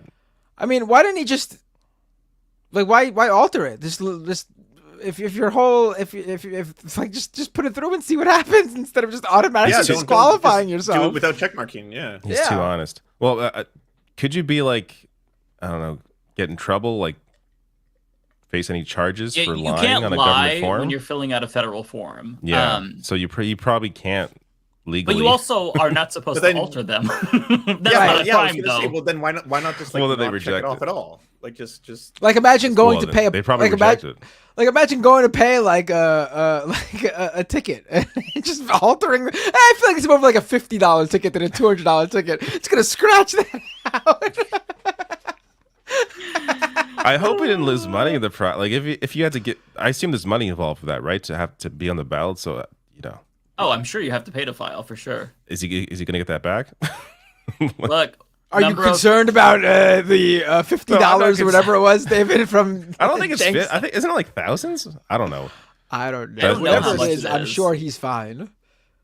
Yeah. Listen, we have not been rejected on any forums because we have not filled out a single. Right. You guys are write-in candidates. That's the whole basis of the campaign. Yeah. Biden is back to scared. There are reports that he's scared of us. FYI, that's a true story. I've heard.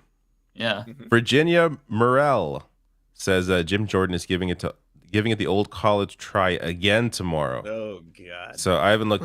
This is so unconfirmed, he is? Okay. But it's possible that Jim Jordan is again tomorrow trying to win. So keep it coming, Jim. Love it. Not for me. That's for Matt. Oh, 1 second. I lost track of where I was. Oh, somebody wrote Mike or bust in the chat. I say Mike and bust. You could do both. Ugh. Mm-hmm. Omega with a super chat. Paragliding while yelling for Palestine. Yeah, that would probably be a bad idea. That you probably should not do. Yes, that's there are lines. That's probably a line you cannot cross. We can mock people for the ridiculousness and fear mongering over literally anyone who has any interest in paragliding.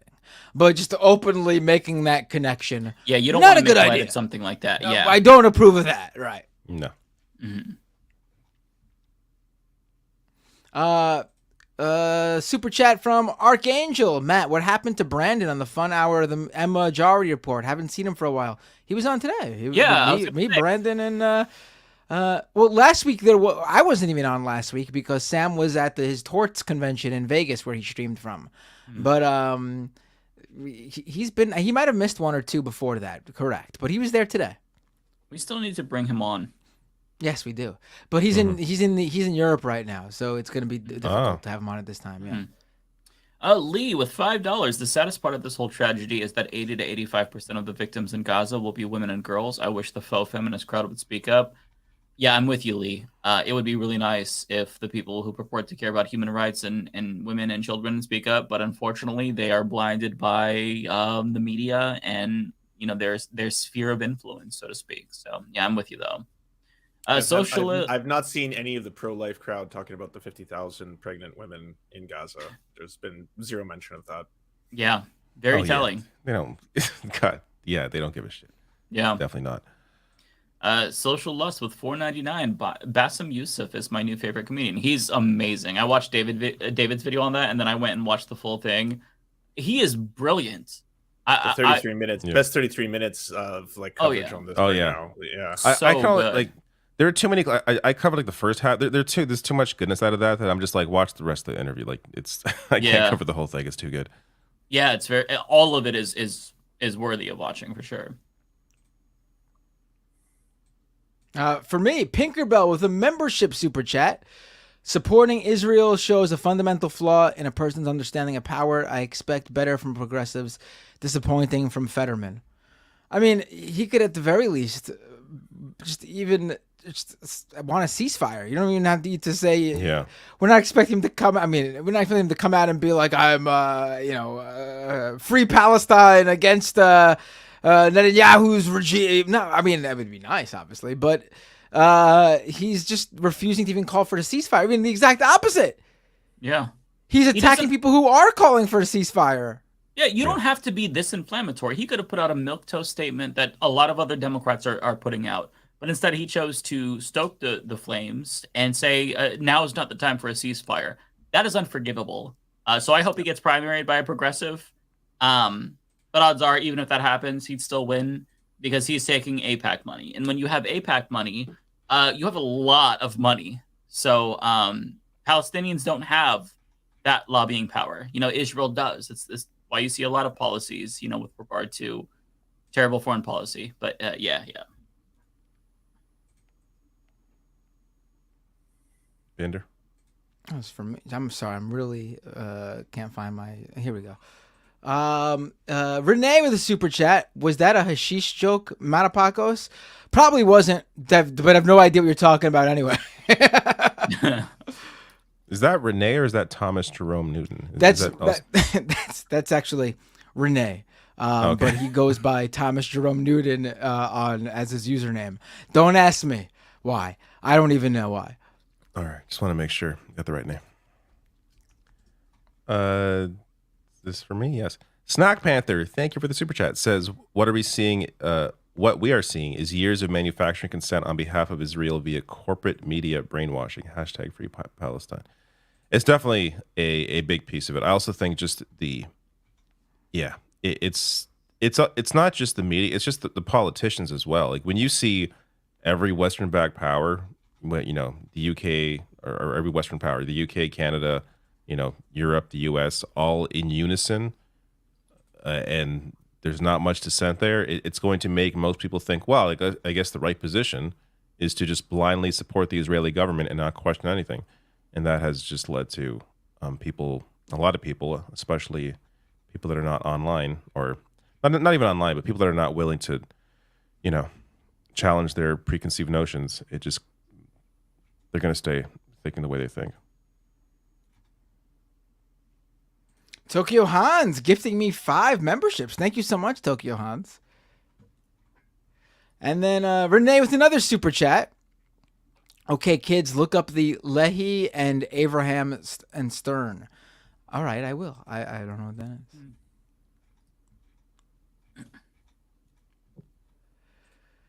Narrator with a super chat. $10 super chat. Thank you, narrator.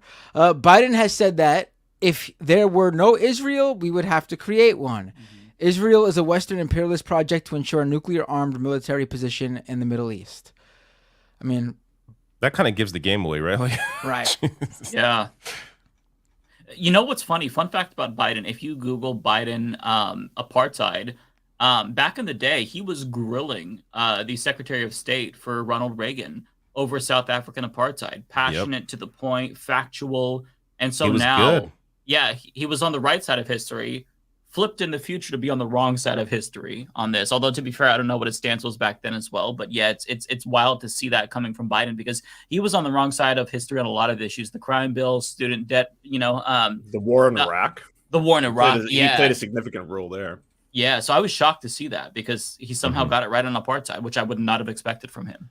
I think part of it is, I'm not, a historian here, but part of it, I imagine, is that the powers within South Africa didn't quite have the same influence worldwide, or wasn't at least a strategic partner in the same way that Israel is now with Western powers. I have to imagine that has to be part of it. Yeah. KD Dem with $10. Thank you, KD. They are faux aggressives.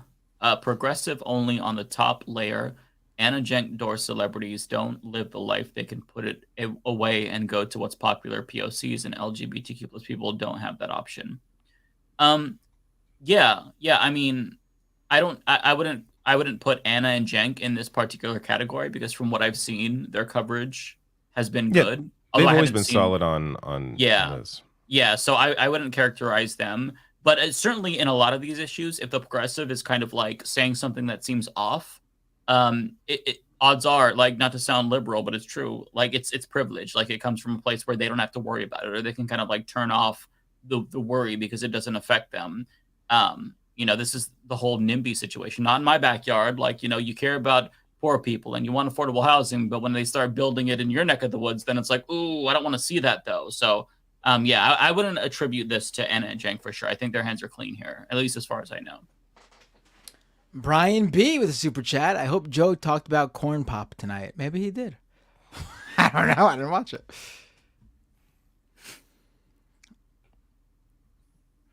I believe this is for me. Yeah, asymptomatic behavior, $4.99. Thank you. All of my local politicians are backing this genocide, including Dems. I'm so hurt by this. I'm only voting on ballot issues from now on. Listen, I think that you are right to feel down. It's really, really overwhelming. But do understand that this is not a new phenomenon. Politicians have been terrible on this for a very long time, generally bad on war issues. Again, going back to the Iraq War.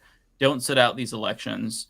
Don't feel discouraged. Just understand that, like, you're not alone, and seek out media that, like, makes you feel sane like this. Because yeah, I was really just feeling awful yesterday, seeing all these terrible tweets, like, from John Fetterman. That one really triggered the fuck out of me. Sent me into a rage. Just check out sometimes, otherwise it's really going to drag you down, and you don't need that for your psyche. Skeeter Reed. You know what? I want to add one thing. You know what? Let them know that you're not gonna. I agree with what Mike said, but don't let them know you're gonna do that until election day. Let them sweat it out. Let them know that there is a chance they will lose, and use this to your advantage to pressure Joe Biden and his administration. we should make it clear to them, even in whatever you're really planning on doing in November 2024. Right now, let them know that we'll sit it out if you don't listen to what we're saying, and to do whatever is possible and necessary to stop the airstrikes, the bombings, the war that's going on in Gaza. Write to your MPs, write to your senators, write to your governors. Yeah. There's a Mhm. lot. Like if you do a Google search, the American Psychological Association will show you a guideline on how to do it and how to write the letter specifically and how to find where your local senator and or governor is. And in Canada, we have multiple websites. You can just Google it. They'll show you who your district's MP is. Write them directly, and yeah, it's important. Yeah. Skeeter Reed, super chat, thank you, says, my dad says, quote, well, what is Israel supposed to do? Not respond? Straight from the mouth of Sean Hannity. I wish we could break the Israeli PR machine. But who are they responding to? It's like if someone shoots your dog and you go over to your neighbor and punch them in the face, and they didn't do it. Why would you do that? You're attacking the wrong person. You want to attack, if you're going to even look for any revenge or retribution or whatever, you want to actually affect the person who hurt you. They're not doing that. And on top of that, there are hostages that should be, concerned about it, that they don't seem to have a concern for. Like the focus out of the gate really should have been diplomacy. Like, how can we get these if the focus is the hostages, how do we get them out? Okay, what can we work out here? Like whether it's an exchange or whether it's a cease. I mean, last I saw, it's hard to know. It's hard to trust Hamas at the word, obviously, but they were saying if the bombing stops, then we'll give the hostages back. So I just feel like they're, bombing indiscriminately on civilian Palestinians is definitely not going to get the hostages back. So again, if that's the focus. So And the point that Bassem Youssef made on Piers Morgan was really important. It's like, listen, we've done violence before, again and again. How is it going to be different this time? That's not going to stop Hamas. Like, what is different about this round of violence?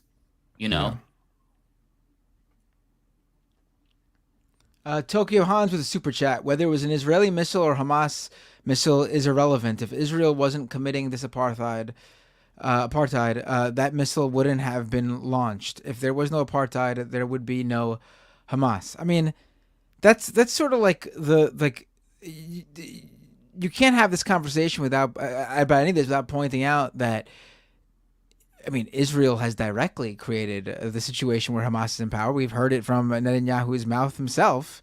But also, they could literally kill every member of Hamas over the next how long they are going to be in there, which God knows how long they're going to be in there.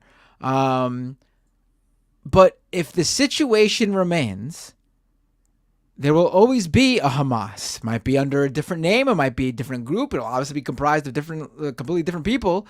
But as long as the situation remains as it is, they are creating the situation in which there will be a group of people who feel the need to fight back in very extreme ways, and attack innocent people if that's what those specific people feel like they want to do. They create this. I mean, it's the same thing with all of this. Like every single attack like this, it's always something of this nature. No one just wakes up and wants to put it all on the line there for no reason. I'm not saying it's what they do is good or they have a good reason even, but people do things for reasons.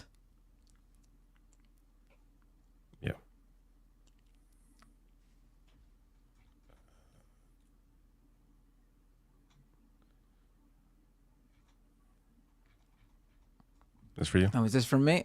Renee says, show the Edward said Charlie Rose interview. Renee, I have no idea what you're talking about. Do you guys know? No. I think it's Edward Said. Edward Said, yeah. Said. Okay, I read. My bad. I'm sorry. I thought you were posting something that didn't make sense. But now that I know that's the last name, I will look up. I mean, the if it was like a interview. short clip or something, we could show something. But it's a long interview. It's 20 minutes long. It's Yeah, we're kind not gonna play that. Yeah, just Google Charlie Rose Edward Said, There and you go. it'll come up. It's from 2001, September 11. No, I'm sorry, November 20th. I saw the 11 and my brain went September 11th, but yeah, I'll check that out later for sure. Who's this for? Is this for me too? Yes, it is. Jeez. Brian B Yeah, with a super geez, chat. I agree. I donated over $1,000 to Bernie Sanders in 2020, and I'm hearing that he voted in support of Israel today. What a POS. Did he? There was 3 people. What was the vote today? I didn't even see the vote. It was a resolution in support of Palestine. 97 senators. Not in support of voted for it. Palestine. You're wrong. Or excuse me, in support of Israel. It was 97-0. So if Bernie made the vote, you voted for it. There was 3 no vote. There were 3 people who didn't vote, and that's just because they weren't there. Right. So Bernie would have voted for that anyway. So Bernie voted for it. Yeah. Yeah, and again, he's not the worst on this issue, but still, it has taken a lot of time for him to gradually come over to the right side. Like I remember back in 2014, during Israel's incursion into Gaza, then he was getting reamed at a town hall saying Israel has the right to defend itself as they're slaughtering innocents. So he's gotten a lot better, but he still misses the mark for sure. Also, if you're looking for a campaign to send $1,000 to, there's a great campaign running right now. Figueredo Binder 2024. Please look into it. I hear a great thing. We don't accept donations, remember? I do.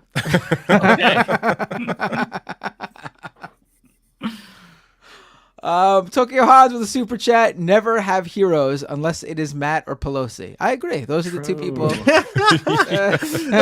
One and the same. I was going to say they're essentially the same person, you know? Yeah. It's the same picture. I love Nancy Pelosi. Goblin friend, $2 Canadian. I condemn Hamas, but these edibles haven't hit yet. Yes, that's a reference to Sarah.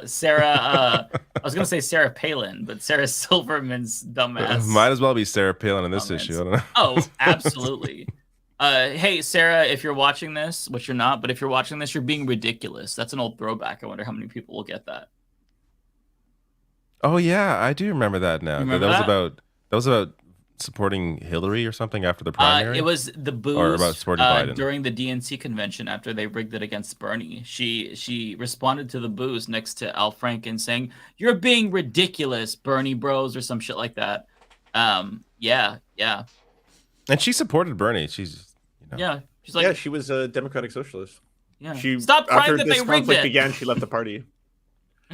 Yeah, she is an insufferable liberal. She is the quintessential liberal.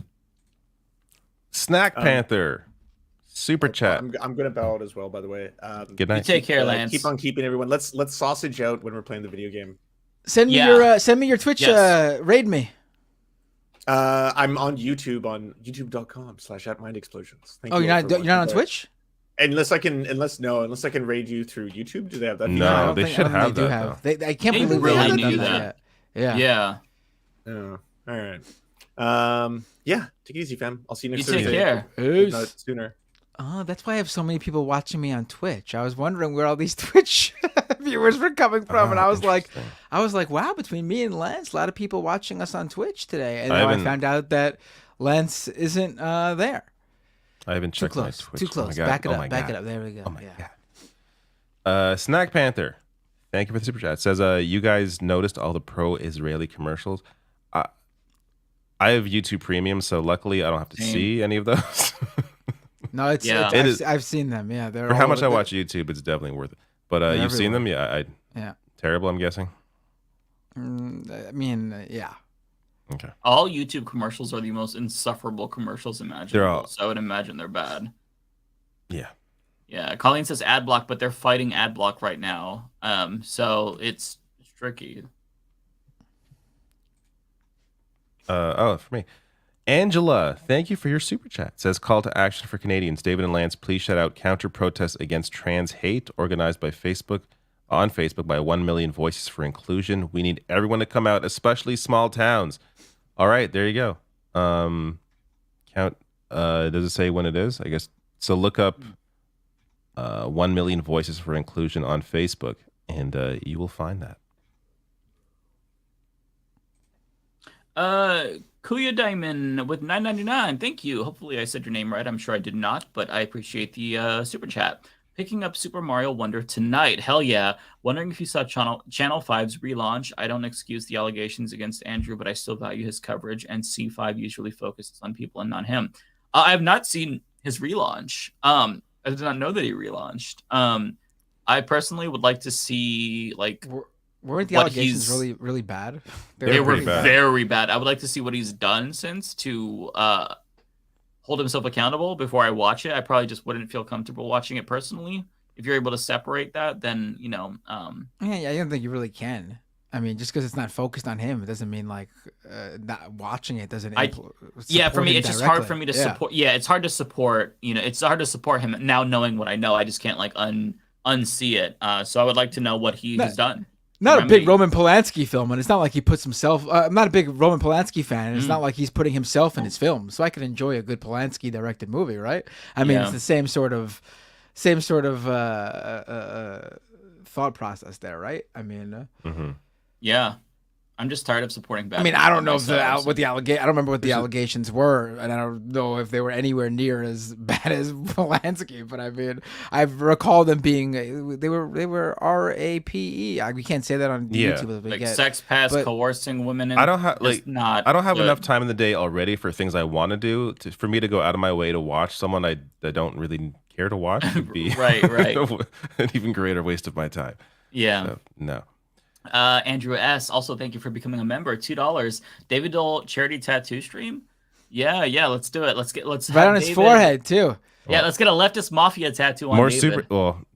If that super chat went to me, then I could have put that $2 towards a nice tattoo. I'm sure you can get a good tattoo for $2, right? Oh yeah. Although they do have some tattoo parlors have like $13 tattoos or $30 tattoos for special occasions like Halloween and stuff. If you go to the right place. A lot of tattoo places do flash. I don't know about $13. I haven't seen one of those. I've seen 13 before, but maybe out in Portland, Oregon, but here in New York City, I've seen flash, which is like $30 to $50. Yeah, and you pick, and they're very small though. They're very 1 inch tattoo. Yeah. Mm-hmm. What's the point? Yeah, it still takes a while to get the tattoo though, because they've got to set it up, clean. So it's a lot. Social Lust $1.99. Mike has the Kyle Kulinski special. What does that mean? What's that mean? Yeah, I have no idea. I don't know. Has the Kyle Kulinski special? Was it something I referenced earlier? I don't know. Oh, the tribal tattoo. I think Kyle has a tribal tattoo, doesn't he? Oh, Kyle does have a tribal. Yeah. Okay. Maybe that's what that was referencing. To be fair, Kyle's is on his arm and less conspicuous than the one on my back. Mine is very, very. I hate it so much. I can get it covered up though. Thankfully, I just haven't really had the time. It's on my back, so it's like I'm not really looking at it. I forget it's there, so it's not the biggest deal. But yeah. Me and Kyle are both like products of the 2000s millennial dudes. Same exact age too. We're like 6 months apart. So we really, yeah. T King with a super chat. By the way, David Pakman has had only pro-Israel statements. I haven't watched him. I believe that you. I mean, for those who are familiar with him, I mean that's I don't really watch his foreign policy videos, especially. I've never agreed with Pac-Man when it comes to foreign policy. Always had really strong disagreements on Israel, Palestine, Venezuela. He's also just been wrong. He was wrong about Bolivia. Remember he supported that coup. Oh, with right. Jeanine Yanez, and then I don't think he ever came out to denounce to apologize for that. So yeah. Yeah. Again, I mean, Pac-Man isn't. I've mentioned the history of me and Pac-Man, but I will say, it is stunning to me that like his problem with me was something I said. In that Michael Brooks Memorial episode where I was just talking about how I met Michael and how I jokingly said to him how he belonged on this show more than Pac-Man's because that's where we found him. He was producing for Pac-Man or something, and he would appear on there every now and then. And I have to say, like, the fact that he got mad at me for saying that, and like you look at his coverage of Israel, and then you know who Michael Brooks was, where this guy, even if you've never heard of him before, you've come across his super infamous now video about Palestinian rights. I mean, I would say I stand by my statement more than ever that he wasn't long for the David Pakman show, and he was right at home on the Majority Report. Yeah, I'm not a Pac-Man hater. I just have disagreements. Look, I bought the book. Okay, so don't come at me, people. I don't want no more drama. I've got enough drama. We've got too many beefs brewing on the leftist mafia. Too much drama in your life. Yeah. 48484. You guys should show the clip of Trump saying other Republicans eat their young. When did he say that? Other Republicans he did say eat that. Yeah. their young? He misread his teleprompter and he said they eat their young. Not good. Did he say it twice? I can't remember. Let me find it. It's pretty short if I'm remembering right. That's hilarious.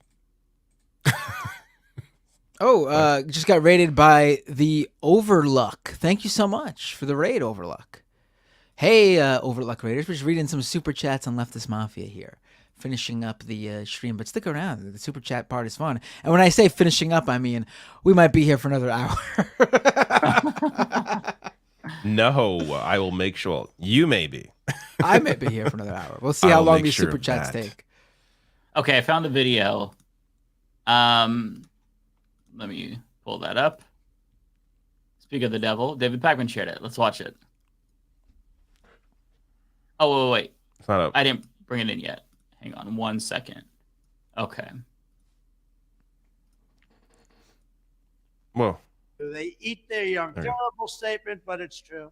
I thought it was Hillary who ate the babies or something. Remember, Republicans eat their young. They really do. They eat their young. Terrible statement, but it's true. Wait, what? It was What was that in relation to? Babies. Remember. I think he was trying to say they eat their own when he was talking about the speaker race, I want to say. I thought maybe he was talking about like Matt Gaetz or something. Like they're going after Matt Gaetz. He's one of the young ones. I don't know. For Republicans eat their young. They really do. They eat their young. Terrible statement, but it's true. I thought it was All right. Hillary who ate All right, the that's- babies or something along those lines. Remember, All right. Trump. I think this is for me. Tokyo Hans, just to lighten the mood a bit, I want to give a shout out to my wonderful partner celebrating our 10-year wedding anniversary tomorrow. I am glad I tricked her into becoming a Binder fan. Well, thank you, Tokyo Hans, and happy anniversary.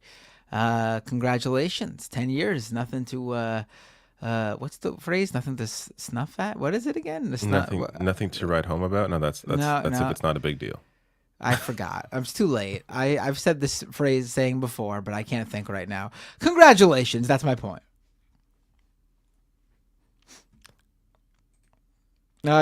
Kowalski with a super chat. News might not be great, but at least we have corn. Kowalski's referencing how this past week on my stream, he called in with live video from his, what is it called, Kowalski? I'm not going to see it. Cornfield?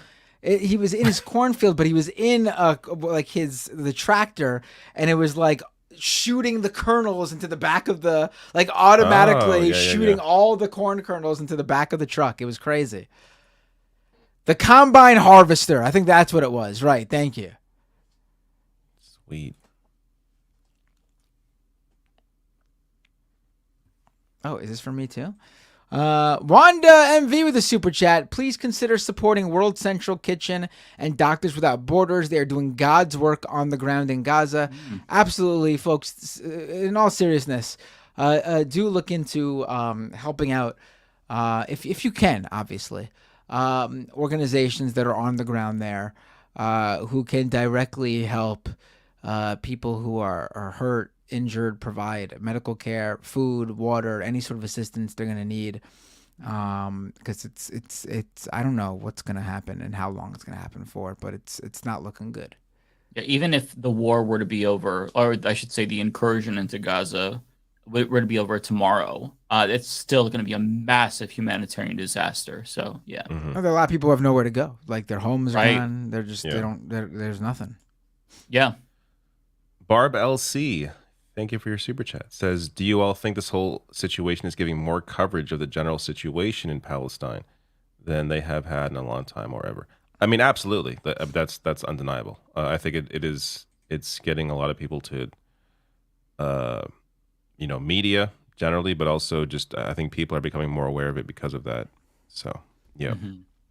Oh, the saying I was looking for is nothing to sneeze at. Why did I think it was like some made up? I thought it was some like made up word. Like I don't know. That's why I said like. There's nothing to shake nothing to shake a stick at. Isn't that something too? Yeah, I've never heard nothing to sneeze at. Really, that's what I was thinking of. I've heard the shake a stick. Kowalski, what is your king's thoughts on Palestine? What is king? Is he just calling us kings, or is this like a thing where there's king's thoughts? I don't know what he's referencing here. Is he just joking because that's the whole show? But yes, thank you, Kowalski. Wanda MV with $5. Thank you, Wanda. Always nice to hear from you. This is for me, but you could read it if you want. Oh, okay. Oh, okay. She has a similar message to me, so I was waiting for a Wanda one coming up next. Sorry, go ahead. No, that's fine. Thank you for your great coverage of the crisis in Gaza. Oh, thank you, Wanda. Much appreciated. Oh, also for me. Koru, member for 50 months. Oh my. 50 months? What the? God. What? How do I? What's the one for this? It's got to be the best I did one. everything right, and they indicted me. There you go. That's over 4 years best I of could do. subscribing to you. That is wild. Yes, Wow. And by the way, I do recognize you, Koru. I've seen your name many times. I appreciate the support. Thank you so much. Says, so heartening to see Israelis fighting against the war in Palestine. That is the best scenario I can think of. Yes, it. In fact, I'm not sure what the coverage is like now, but even I was even surprised by a lot of the media coverage coming out of Israel. I was very critical of Netanyahu and how he's propped up Hamas and how his inaction or his ongoing the ongoing occupation has only helped to exacerbate these issues. So it's good to see that there are a lot of people who are understanding the larger conflict. Oh, real quick, back to the nothing to sneeze at. Mouselander says nothing to scoff at. That's what I've heard. That's the other one I was thinking of. Both of those work. Yeah. And in response to Kowalski, people are saying the King of Canada, because that's your king, David. King Charles. That's what he's referring to. What does your king think of it? I don't think about I don't think about King Charles. I forgot that happened. Yeah. So that's how important he is in our lives. There we go. This was the Wanda one that I was looking for. Wanda, thank you so much. Mike, you and all of the Leftist Mafia are doing a great job covering the humanitarian crisis in Gaza. Thank you. I really appreciate you saying that. It's important that we get it right. So that affirmation is important. Thank you.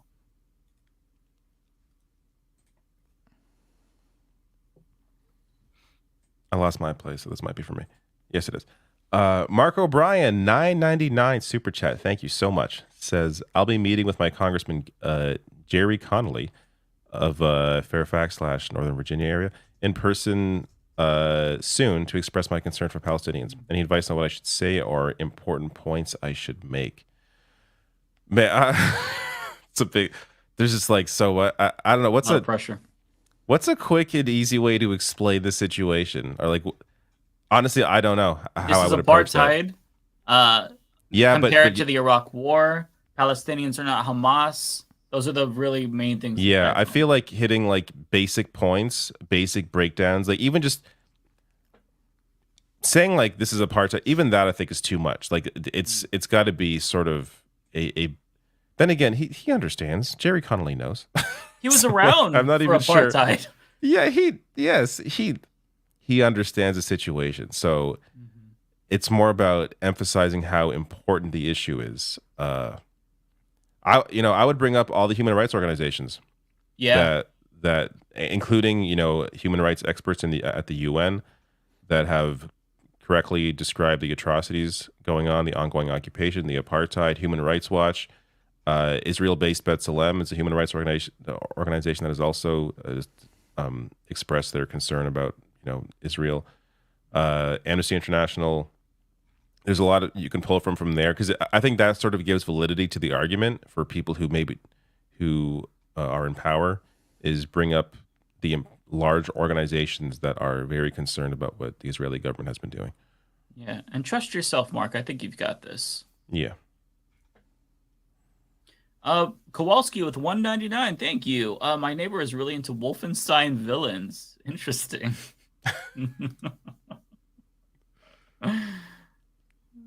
Tay 88 super chat, thank you, says a zombie apocalypse would end the Israel and Palestinian war, which is in the book and movie World War Z. I have not read the book or seen the movie. Did that happen, really? That seems like a ridiculous. Yeah, I haven't seen the movie in a very long time. I played the game recently. Seems like a ridiculous plot, but okay. Prairie Fire with 199. I'm sure it's just to reinforce his hatred.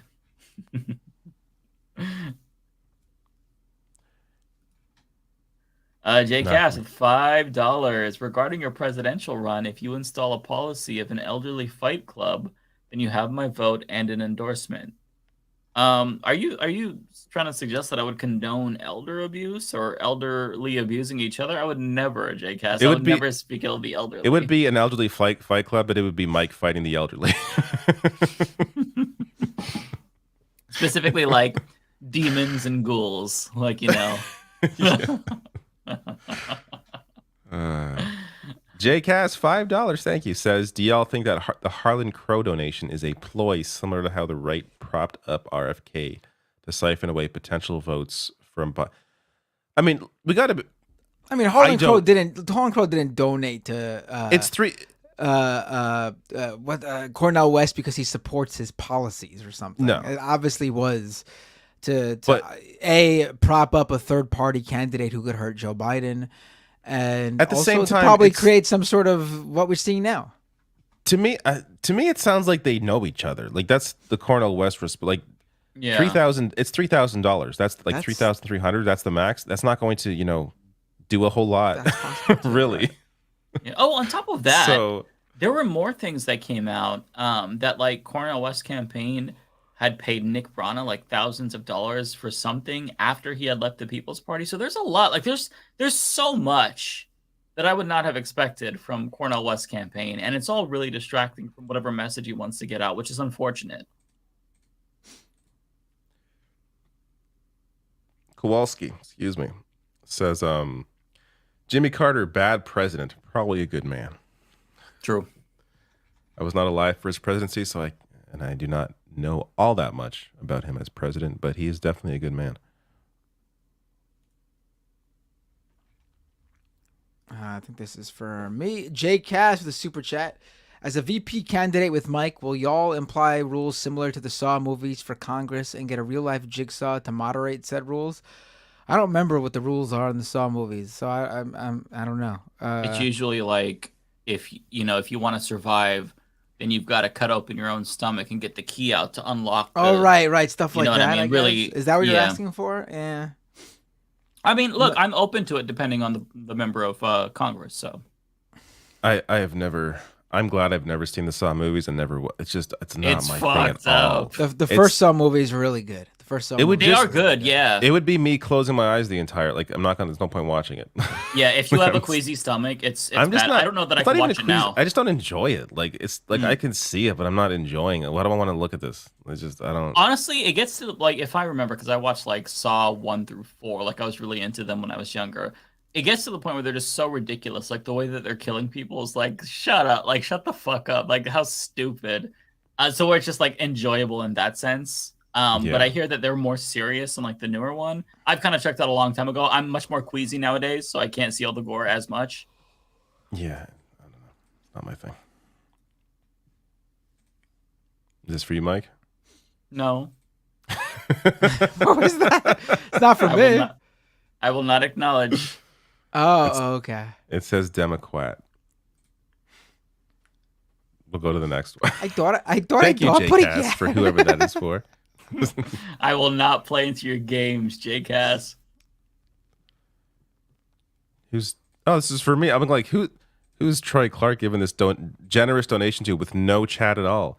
Troy Clark, $20 super chat. Thank you so much. I got to find my applause. I keep meaning to get new applause and I keep forgetting. We got the corporate one. No. Yeah, that's all I got for you. Sorry. But I do thank you.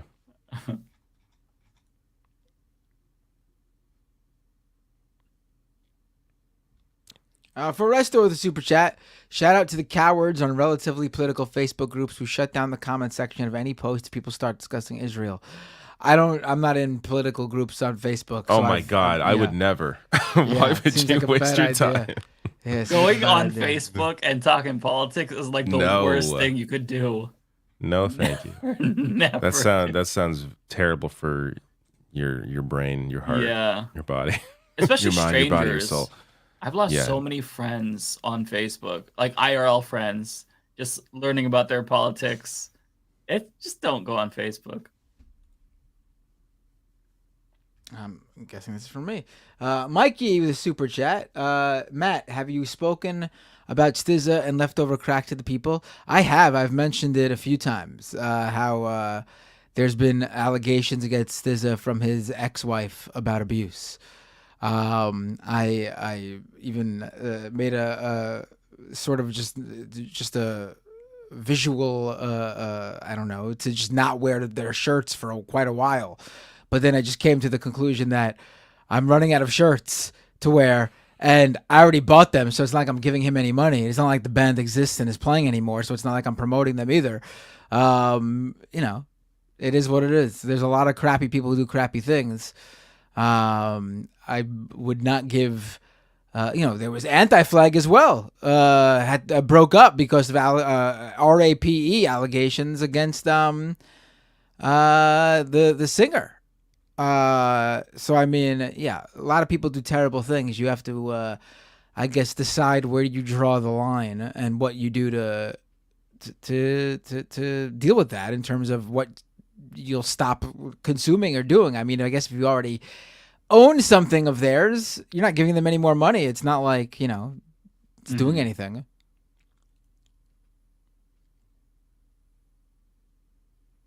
Seems like a Matt message. Is it from me? It looks like it is. Yes, it is. Ignore Husky with a $10 super chat. Just tuned in a bit ago and gonna rewatch the rest of the show later. Tomorrow got a fun day. Gonna see DRI at Crash Fest in Portland. Gonna thrash it up tomorrow when we calling in. Matt, LOL, cheers. Oh, have fun. Mike, why don't you hit that up too? There you go. Crash Fest, Mike. I already have plans. There's 2 games coming out tomorrow, guys. Come on. Let's not get crazy here with Crash Fest. Right. Cool. Black Sparrow plus $4.99. Thank you. Is that okay? I couldn't tell. I'm like, whose face is super? That's so funny. Jack Sparrow, love it. I get distracted by the avatar sometimes. But anyways, Mr. Figueredo, would you be willing to reach across the aisle and kiss a Matt Walsh diaper baby plush? Absolutely not. I would not touch that thing with a 10-foot pole, let alone kiss it. So I would not be willing to do that. I'm not going to be very bipartisan, unfortunately. In fact, I won't be bipartisan at all. Let me answer this question as it's a campaign question. How much you going to pay me? Oh, Jesus. That's what moves Matt Bender. Matt Bender would be like the Menendez who's like doing secret deals with Egypt and shit. No, I'm not. Listen. Gold bars in his socks. Listen. My corruption will have morals. Okay. Nothing like that. You want me to do a dare of some sort, like kiss a Matt Walsh plush? Sure, pay me for that. I'll do that. But I'm not gonna get involved in political turmoil, injected into policy. Jay Cass, $10 super chat, thank you, says, did y'all see Megyn Kelly go off on a transphobic triggered rant against Dylan Mulvaney and accuse Alicia Keys of being pro-Hamas for some reason? I guess that's what we talked about earlier. She was wearing like a 2-tone jacket.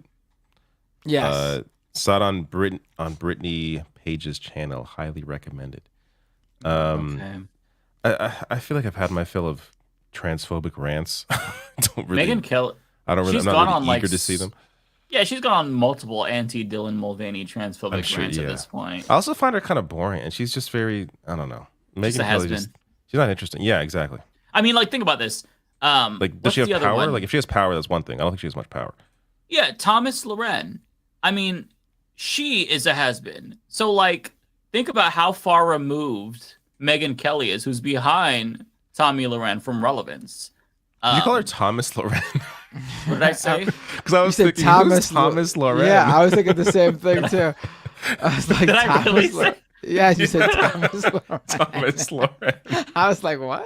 It's like, who the fuck is Was that? it like Tommy Lauren? Like, I'm Thomas tired. Lauren. That's how irrelevant she is.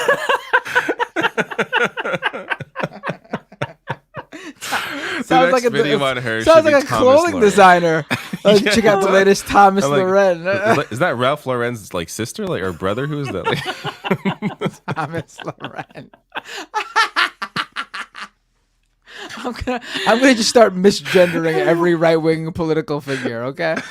well, apparently that's not a good thing to do. Even No, though, not a good even though idea to strategically, do I that. think it is actually very Yeah, effective. no, but- I'm just joking about what Mike did. Right.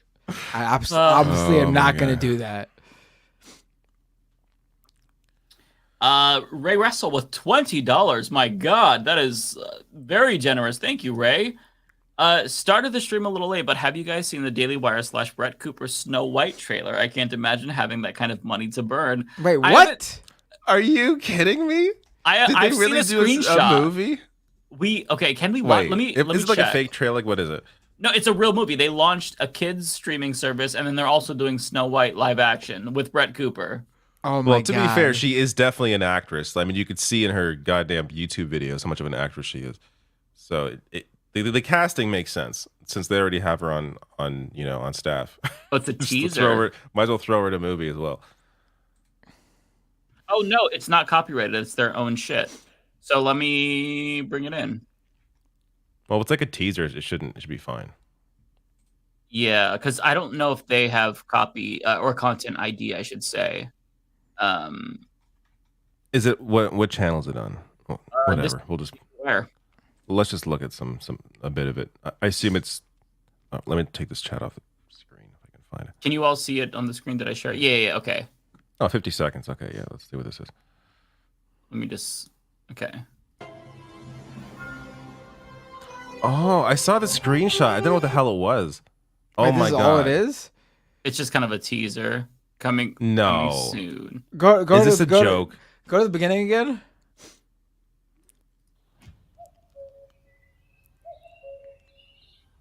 Once upon a time, She sings to. in time a prince would come.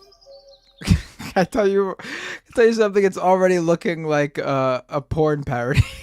I mean, that's like the level of production I'm seeing here. It's looking like a porn parody. It looks like we're gonna see. Oh my god, That's great. That's wild. I'll Thank be you, watching it day one. Thank you, Ray, for bringing that to our attention. Mm-hmm.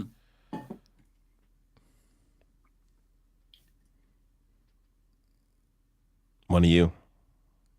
Oh, it's probably from me. Alan Hill with a member super chat. Mike and Binder already have the best stance on Palestine. We can let all the people who say Biden has crossed the line know that there's still hope. Thank you. There you go. I don't want to give them false hope though when they learn that But there's no we're chance. not going to win.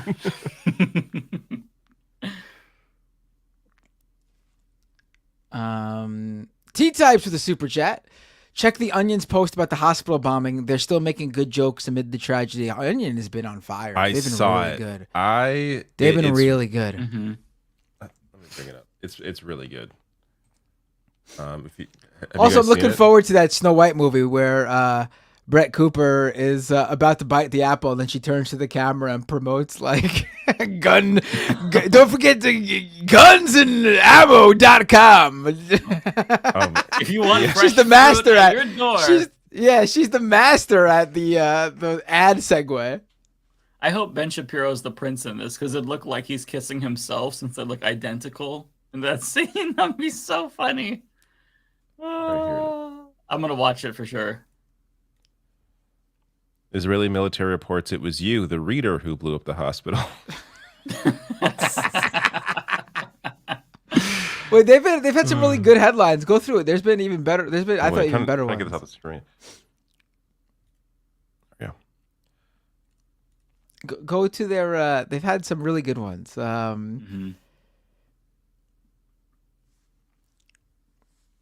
we keep going. Some of them are off. I mean, they're off topic. That one's a good urges one. Americans not to let dangerous online rhetoric humanize Palestinians. Jesus Christ. Oh my They've God. been really.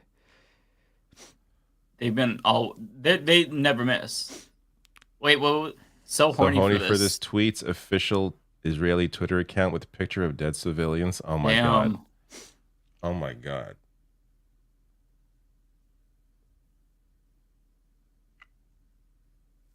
See if we can find one more.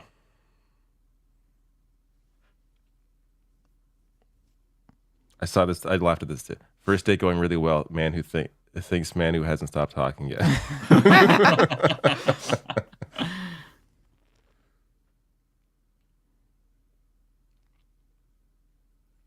Palestinian family trapped under rubble. Thrilled to hear Gaza trending on Twitter. Damn. All right. God. That you, the reader one, is a good one. Yeah. All right, where was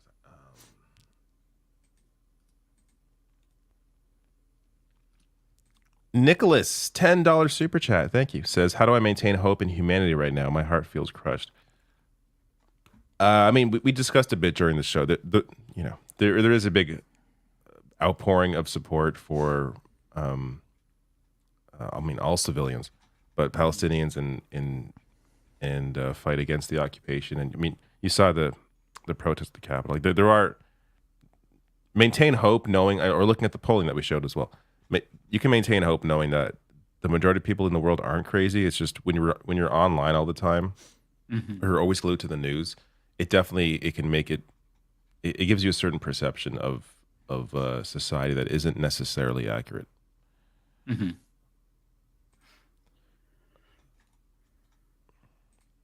Dan Dixon, $20 super chat. Thank you so much. Says, mad love for all of you. Thank you for your thoughts, insights, and coverage of the unbelievably sad events unfolding on the other side of the world and the heartless reactions of too many of our world leaders. Thank you, Dan. Dan is the one that also sent me a very generous donation earlier this week. And I believe he sent me a Steam code for a game because he is a game designer. What? Yeah. Oh my God. What game? I want to play his game. Now I gotta. So it's like I'm gonna find it now since I brought it up and I'm forgetting the name. But it's like a space simulation. Oh. And it has like perfect scores online. I was like, holy shit! Like this is I'm interested. It's called Universe Sandbox. Look up Universe Sandbox. Wait. I'm pretty sure I already have that. He did Universe Sandbox? Yeah. Look up Universe Sandbox, and he's behind that. Has a perfect score on Steam. I'm pretty sure that I have this already. It's a realistic physics-based space simulator that allows you to create, destroy, and interact Dan, on you an made unimaginable Universe scale. Sandbox? What There you the go. fuck? Yes, I know. Yeah, I've had this for years.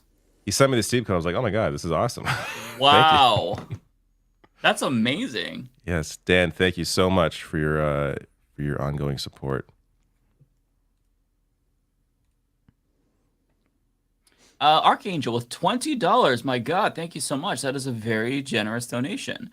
Mike, you should add to the Universe Sandbox creator. You should add Leftist Mafia to the what are people saying about it, right under where you have a quote from Neil Blomkamp, the director of District 9 and Elysium. Wow. Yeah, right. Well, fit us right in next to Markiplier and Kotaku, by the way. Fit us right in there. That's really cool though. He's a legend. That's amazing. That game has been around for a while. I think when I first got my gaming PC, that was one of the games that I picked up. That's awesome. There you go.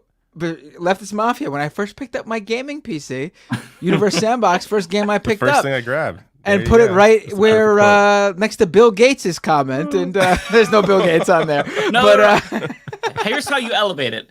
Presidential candidate and Leftist Mafia podcast host Mike Figueredo. You got a presidential contender. Right. That's right. Yes. And Dan, by the way, I messaged you on Twitter. I don't think you use Twitter anymore, but I did thank you on there in case you check Twitter.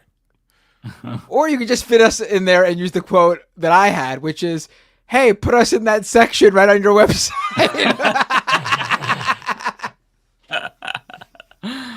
Okay, Archangel, $20. Thank you again. Really appreciate that. Mike just wanted to note that everything we're giving Ukraine is hurting our military readiness. I tracked this for Forscom, and this is a serious concern not seen in public. I can only say so much, but it's ridiculous. Honestly, I'll be 100% honest with you. I have never once been concerned about military readiness. I think that we're overly militarily ready. I think we need to cut back on our military bases throughout the world. So I honestly don't know what you're referring to specifically, but I don't think that aid to Ukraine would be harming military readiness, although I don't know what it is you're referring to. But look, I'll be honest, I just don't care about military readiness. We're not under threat. I fear more for We're over our ready. victim. We're too ready. We need to I fear for other dial people, it back. not us personally. Like, I'm not worried about us. I'm worried about what we can do to other people. Lee with $5. Thank you, Lee. On a lighter note, could I be your secretary of HUD? My main policy push will be to outlaw corporate landlords. Hopefully, Blair won't send me a C&D letter. Sure. Yeah, you could absolutely, since you asked and paid $5. Who'd that super chat go to? I'm not so sure. I went to Mike, right? I think I'm looking at other possibilities for secretary of Hey, Lee has sent you super chats before too. I'm pretty sure. So I'm pretty sure I know. I think so. Yeah. She's paid her way in bribes. Better than my alternative pick, which would obviously be bring back Ben Carson to. Whatever happened to him? Talk about someone who disappeared off the face of the planet. Where's Ben Carson up to? Look, he did what rich people should do. Yeah, take your money and fuck off. Enjoy your life. Retire. I mean, that's the good dream. for him for disappearing. Mm-hmm. Yeah. Dynamic editor, thank you for your super chat. Says tell Lance to read my donation. Lance not here anymore. Who's Mike Binder? For president. That's a purposeful conflation there. Thank you, dynamic editor. Trent, $10 super chat. Thank you. Says David, what's your build in Cyberpunk? Have you finished the DLC? I'm on the fence about buying if David is asleep. Matt, do you best impression? Okay, well, let me ask the question for you. What's your best build, or what's your build in Cyberpunk? To be honest, I kind of just like upgrade whatever section looks good to me. So I didn't like specifically choose a certain lane. I do mostly shoot my way through situations, though I do control the cameras when I can. I do hack things. I enjoy the hacking aspect of it. But I ultimately end up getting caught and shoot everybody. So that's what I end up doing. But yes, I finished the DLC. Fantastic. Absolutely fantastic. The storytelling, the twists. Idris Elba is fantastic in that DLC. Like it's really well done. So definitely grab it. And Matt, do your best impression of Jank doing an impression of Lance. Well, first of all, I don't even have a Jank impression. What was he calling Lance again? What did he say about Lance? He was what was it? He just name dropped him, and he was like, "And Lance." No, but he said he called him something. Yeah, TYT or something.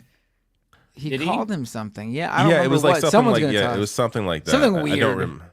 It was whatever it was. It was hilarious. Jenk nailed the Lance impression. Jay Cash with a super chat. Give this beard money to Lance, please. What beard money for Lance? Beard money. Beard money. As opposed to beer money. What does that even mean? Oh yeah, Jen called Lance a scorpion. I don't even know, but he called him a scorpion. He called him a scorpion. That. He called him a scorpion, but then also went into this whole like I am better than you. Yeah, it was something like that. I am holier than you. I am perfect leftist. I am progressiver than thou. I think it was less French, but it was definitely something like that. I remember it being very French for some reason, like TYT, ho ho, and like the shoulders. Pepe Le Pew. Okay. This is for me. Yep. D. Hegerts with a super chat. Have you discussed the marginalization of MSNBC hosts like Hassan and Moholdian?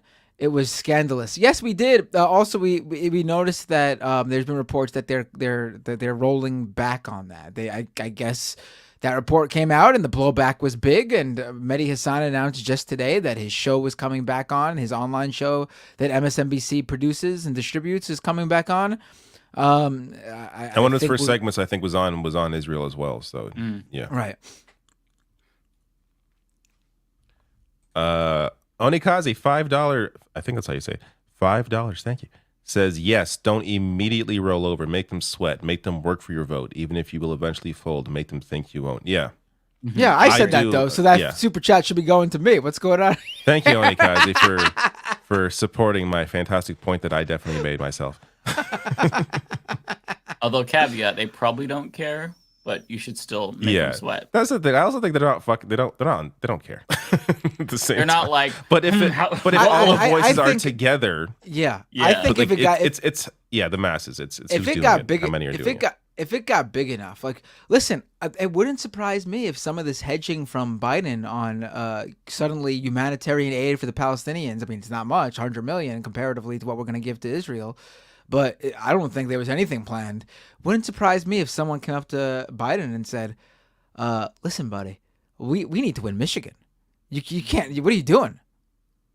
There's a report. I don't know who put it out. It might have been The Nation, though I'm not sure, that Arab leaders are quietly trying to nudge Biden in the right direction. Because I think that it's like he's pissing off a lot of people with his just callousness. So I think, there are people in his ear trying to do the best that they can. Oh, sorry. We didn't. Whoa. We missed this one. I see. David just doesn't want me to say these words. Trent with a super chat. Free Palestine.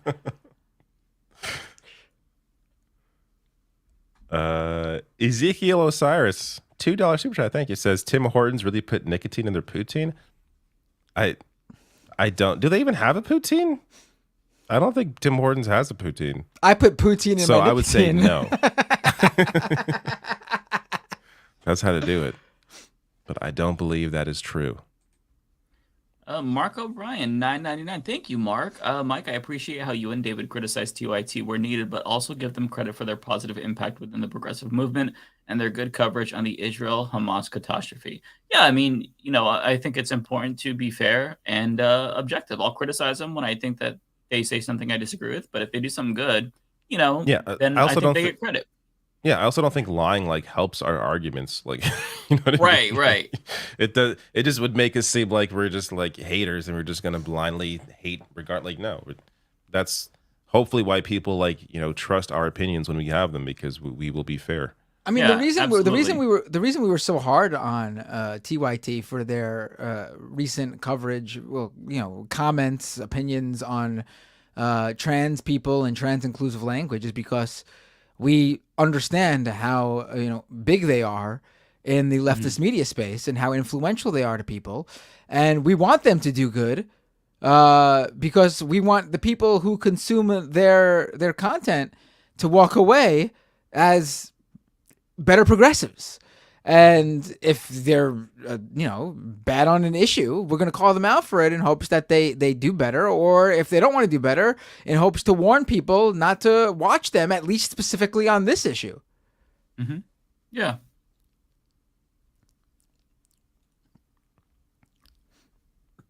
For Resto of the super chat, Uyghur 2024 makes citizenship great again. I mean, I think that people should be able to run for president. I agree with that. It is a stupid. It is a stupid. I think he's going about it really badly. I think the way to do it would just be to run as if you were anybody else. I wouldn't make such a show of it. I mean, when you get let them deny you, so you can then put use that to put a spotlight on the issue, to get disqualified for altering a form. It doesn't do that. That's just ridiculous. Right. Eric, is this for me or? This one's from me. Oh, okay. Well, I Wait. won't be answering it then. It is for you. Yeah. Eric Miller, $5. Thank you, Eric. Binder, is Punk going to WWE? I don't know. Insert another $5 and I'll tell you your fortune. I mean, I don't know. Well, listen, Eric, I will answer that. Yes, I do believe he will be going to Wooly. No, honestly, I don't know. Survivor Series is in Chicago. That's his hometown. Everything would seem to be pointing that direction if it was anybody but CM Punk. But I could also see the WWE just not want to work with him. But who knows? We'll see. He'll be there.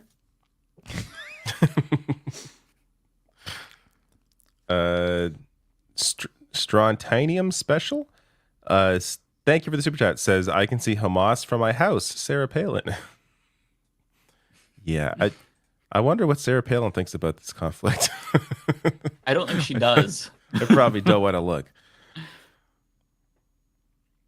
Leandra Lovejoy, thank you for the super chat. Says the Greek Orthodox Saint Porphyrius Church, apologies for pronunciation, compound was hit in an Israeli air attack in central Gaza City, one of the oldest churches in the world. Yeah, I did hear about this today. Yeah. To me, it's just, again, not surprising. I think they've hit other holy sites as well, so it's not. Yeah. So much history just going. It's up a normal in day. flames. It's sad. Yep. Jerry Martinez, thank you for your super chat. Says, to be fair to Bernie, he blocked a ban on U.S. humanitarian aid to Gaza that was proposed by Rick Scott, according to Democracy Now! Yeah, I mean, Bernie on this issue is a mixed bag. He's made progress. He's not the worst for sure, but there's still he's at least one of the few lawmakers that does listen. And that's kind of been demonstrated over the years with his improvement on this issue. So yeah, for sure. I think it's important to point that out, Jerry. Oh, Andrew, thank you. I didn't mean to click that because I don't usually click those, but you have a chat. Andrew says, here's my donation for the tattoo stream. Sweet. That's not going to happen, but thank you. I would do a tattoo stream. I would do it.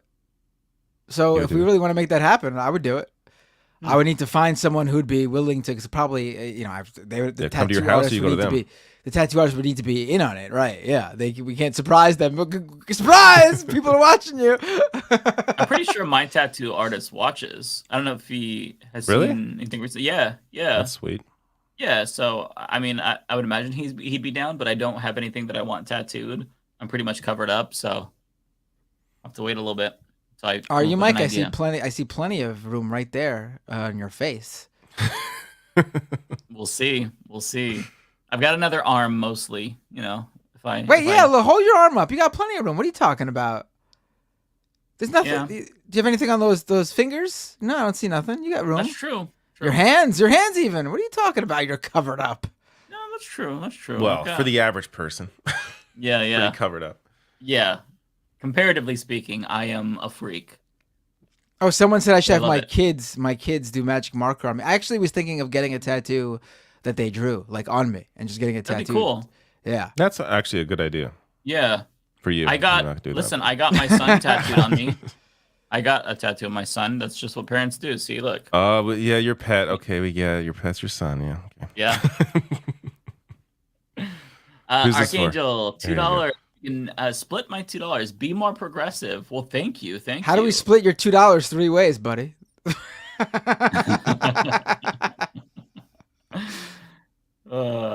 I don't think our platform can get any much more progressive. It's very progressive. Many people are saying it's the most progressive platform ever. Virginia Morels, thank you for your chat. Says Jordan is trying again. It's been reported on mainstream media. What is that? Trying what? Jim Jordan. Oh, Jim Jordan. I was thinking of the country Jordan. Yeah, I was thinking the country. I was like, oh, the country Jordan. Talks with Biden, so is the Michael Jordan's coming back to the NBA. Shine again. Mainstream media is reporting it right now. Big news. I'm in a different headspace, but okay, yeah, I'm glad he's trying. Michael again. Jordan running for speaker. Oh my God. Well, they'll all vote for him. Archangel, $5. Thank you, Archangel. Damn, Archangel really giving to everybody. Yeah, No, I'm joking, Archangel. Has Archangel I'm given to joking. me? Probably. I just forgot. think he did. Archangel has sent a lot to me. I There's a lot appreciate of you, checks. Archangel. I think very you're getting them all, generous. actually. I might. I've got like 3. I think this is the 3rd one, Archangel. My goodness. Dave and Mike, if you play Baldur's Gate 3, have you loved the game? Did you get used to the D&D format? I love it myself and love the initial games. I did play a little bit of it. I got into the I made it past Act 1. Haven't started Act 2. I like it. And I was starting to kind of learn the D&D formula. Having said that, though, it kind of I was in the mood to play something more actiony. There's a lot of talking and dialogue.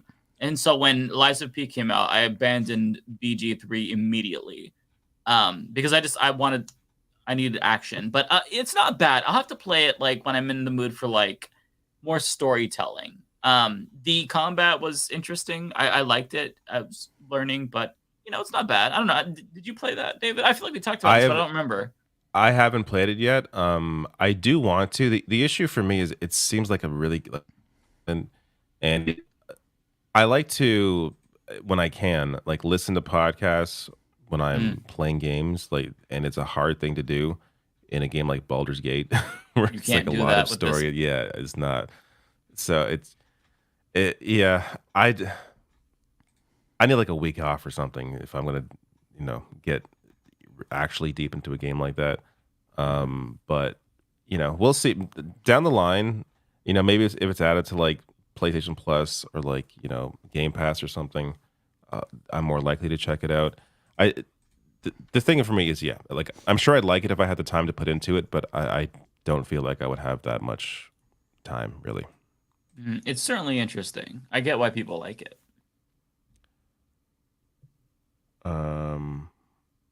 Who's this for? Is this for me? This is for me. Oh, sorry. Shami Sengupta. Apologies if I pronounced that wrong. Thank you for your super chat. Says, David, did you see Barnaby Rain's great Gaza commentary on Novara yesterday? I did not. Though Novara does do. They're the British YouTube, right? They do great work. So I assume it was fantastic.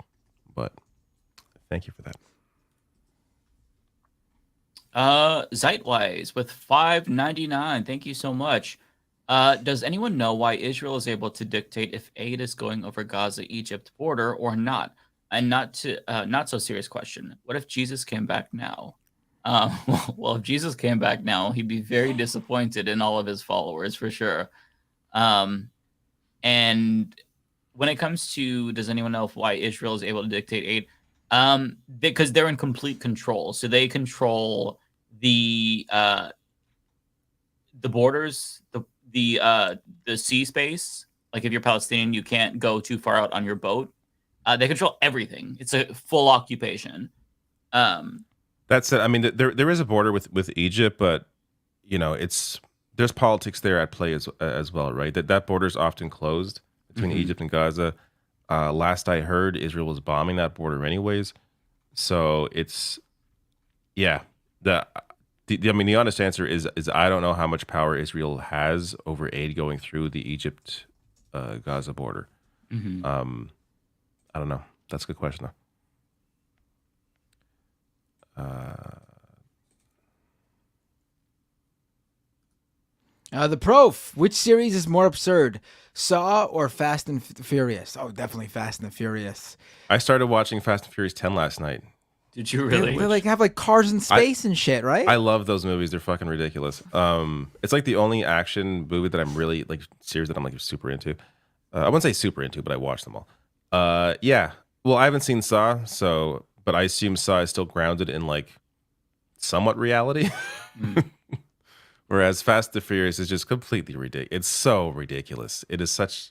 They're so ridiculous. If you go back and watch the very first one, it's a very tame, normal movie, and then I think it's number 4. I think is when they jump the shark, and it really gets it becomes this heist series, and it gets super crazy. And they've killed characters off, and those characters have come back because the timeline was actually different in a way you didn't expect it to be. Like or this person you thought was died because I don't know. There's too much. There's this one guy, Han, he's a character, and he died in. This isn't really a spoiler, but whatever. He died in the third movie, which actually takes place like 3 movies later. But then when that movie happens, he dies in like that movie 3, even though he died in 3. But then he comes back because no, actually he didn't really die in in the 6th movie. It's just so and that's just like one person like one death. Forget all the action scenes and the insanity and the space, and yeah, no, it's Fast and Furious. That's the answer. Jesus. For me, Pluvius, thank you for your super chat. Gaza exists. Bibi Netanyahu. It's free real estate. I mean, the meme. Basically, yes. Man. Can I just finish mine off? I only got a few left. So, yeah. Mark says, "Hi, this is perfect timing. Hi, I'm David. I have a child. Good night, y'all." Yes, that'll be happy. That'll be happy. Oh, you should have saved that one for last. Well, that. The fact that was the first one I read while I'm saying I'm leaving was the perfect timing on that. Was this Lawrence? I always forget. This person told us how to say this. I think it's Lawrence. Says, "Thank you for doing all that you do. Have you heard of the band King Gizzard and the Lizard Wizard?" I have not. It's a fantastic name, but I have not heard of them. No. Binder, have you? You know music? No, I've not. Okay. Banquet says, "Happy Halloween, Gaslight Gravekeep Ghoul Boss." Yes. Thank you, Banquet, for your very generous super chat. Last one. Arlie, do you play Diablo? Thoughts? I played I think I played 12 hours of it. Yes, like 12 hours because I saw the time on it. And it's so Diablo 3 I beat. Love Diablo 3. Diablo 4 I just got tired of it. Like it's just like kill, respec, kill, respec.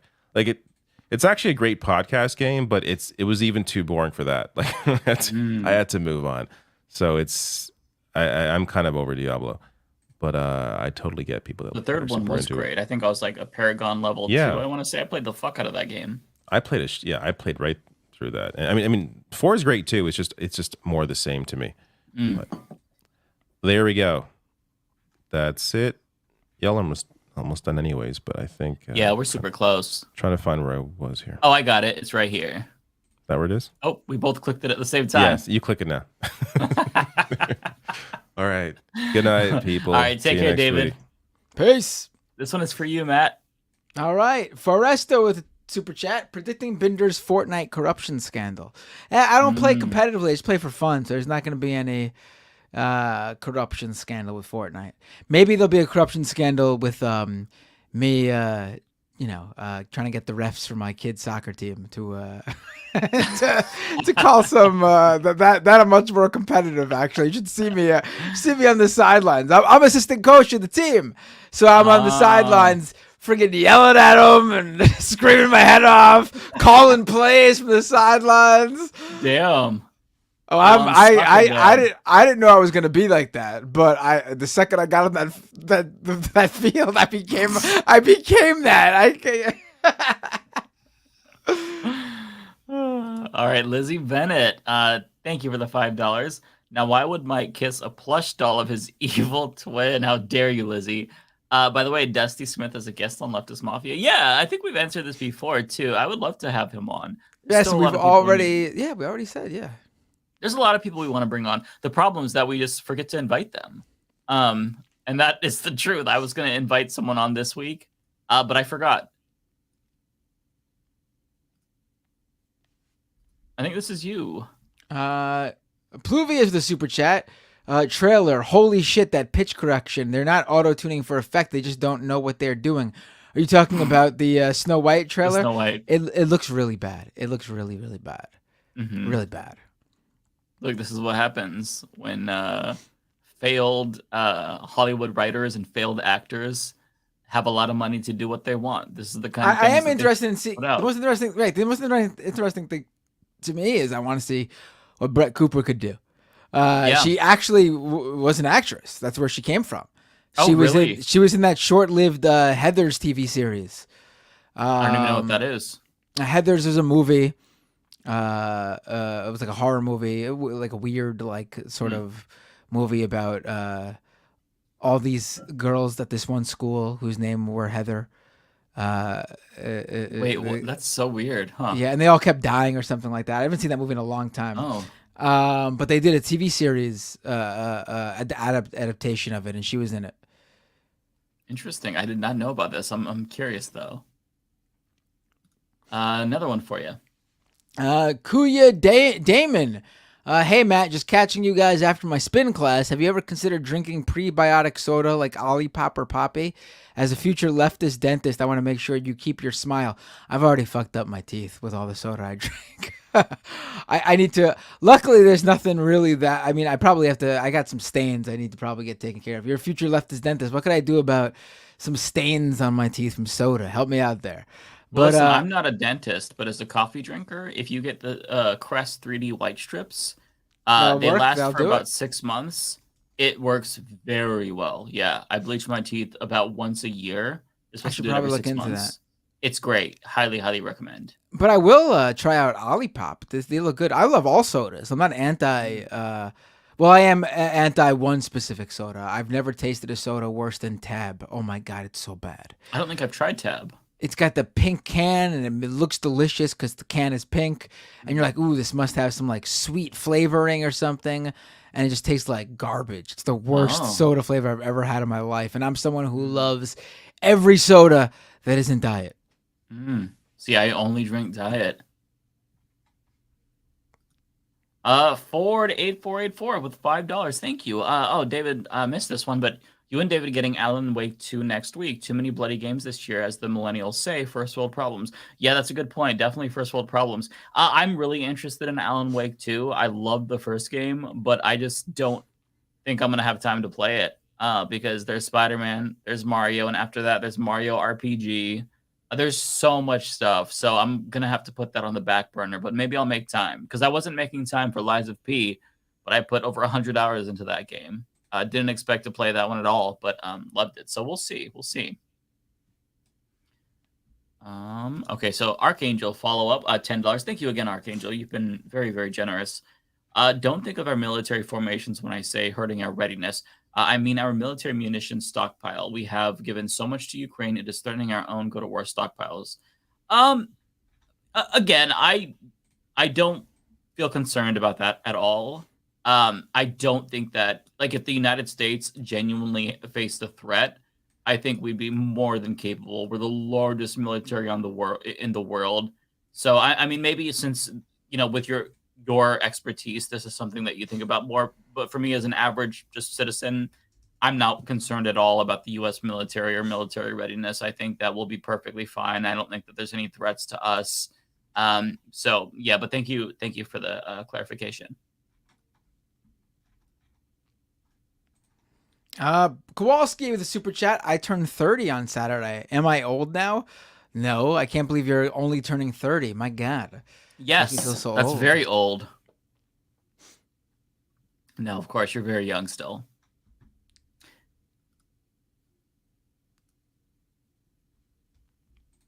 Andrew says, okay, Matt, here's the money for the tattoo. Am I really going to do one? I'll really do it. I don't know what I would get, but I'll do it. Get the Leftist Mafia logo. And then we'll cancel the podcast. And you'll like I said, I'm very specific about getting something I'm going to regret. And that's going to be something I regret for sure. You don't expect to do the Leftist Mafia in perpetuity till the end of time? I mean, it might be something that lasts for a long time, but knowing how we go through hosts, I don't want to just be crossing out faces on my body every time we drop someone. If I got Leftist Mafia tattoo on day one of the show, there'd only be 2 hosts who are no longer on the show on my body.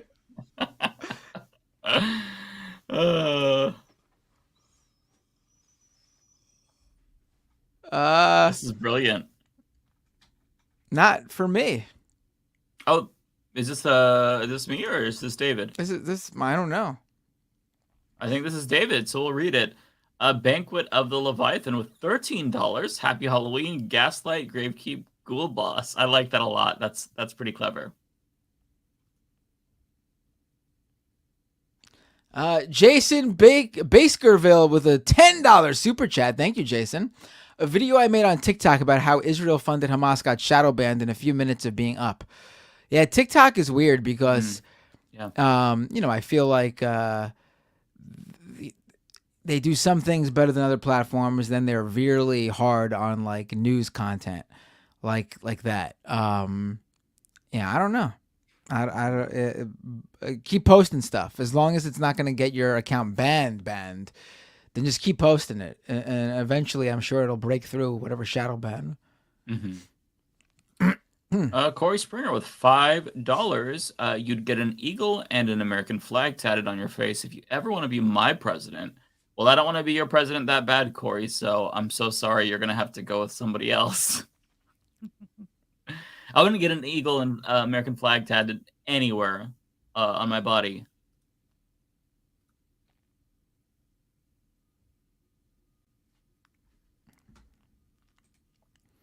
Stoic Jeff, Yemen shot missiles and U.S. shot them down 3 hours ago. I didn't see this. Yeah, this is breaking news to me. U.S. Navy warship near Yemen intercepts multiple missiles. So it doesn't say who shot them. It just says Navy warship near Yemen. One of the officials said the missiles were fired by Iranian-backed Houthi militants. I'm not sure. I don't know. Seems unrelated to what's going on in Gaza. Yeah. At least directly. I think this is you. No, it is. Renee with a super chat. No words on Mark Lamont Hill on Al Jazeera. I did see that clip of him grilling the one of the Israeli officials, I believe. That was good. Yeah. It was in one of my videos. I don't know which one. Maybe it was this week. Very, very good clip. He is excellent at his job. Pluvius with $5. Baldur's Gate 3 is 40 hours plus of Astarion being a catty bitch and Karlach being a cinnamon roll. Sounds like a podcast to me. Yeah, I will say that the story and the characters of Baldur's Gate 3 was very interesting. Unlike a lot of video game stories, it just depends on my attention span. And I'm just kind of like, I don't really want to do a big story game right now. Although I'm making, an exception for Spider-Man 3. But it just depends on my mood, I think. But yeah, there's an appeal to the story for sure.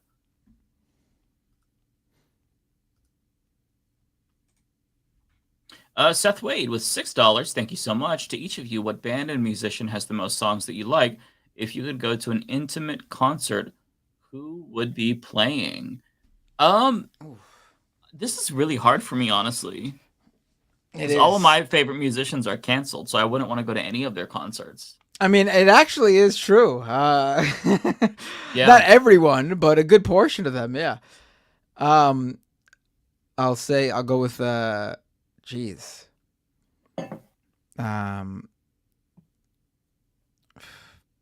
I genuinely don't know. Problem is, yeah, the band who has the most songs I like is Leftover Crack / Choking Victim, which we previously mentioned before, having issues because of their singer.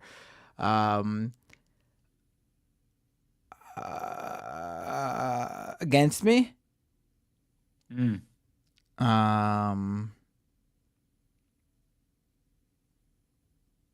I'm gonna say I'll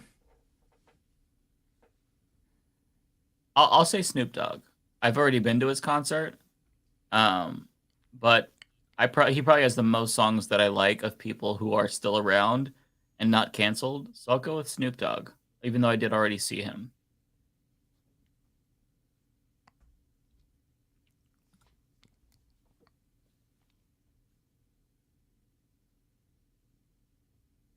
Is this you or me? Let me see. I think this is you. Jeez, I'm off. I'm sorry, I didn't see. Victor Oh, Hart no, with a you're good. $10 super chat. Thank you, Victor. So I am just now getting home. Haven't seen the show yet. I'm not sure if you guys saw this. Maybe interesting.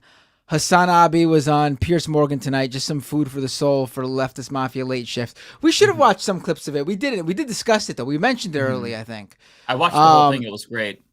Yeah, I saw. I've seen clips. Yeah, Hassan's good. He's great. You know, and the fact that he is as big as he is and he uses his platform is. Do I my lock in step with every opinion he has?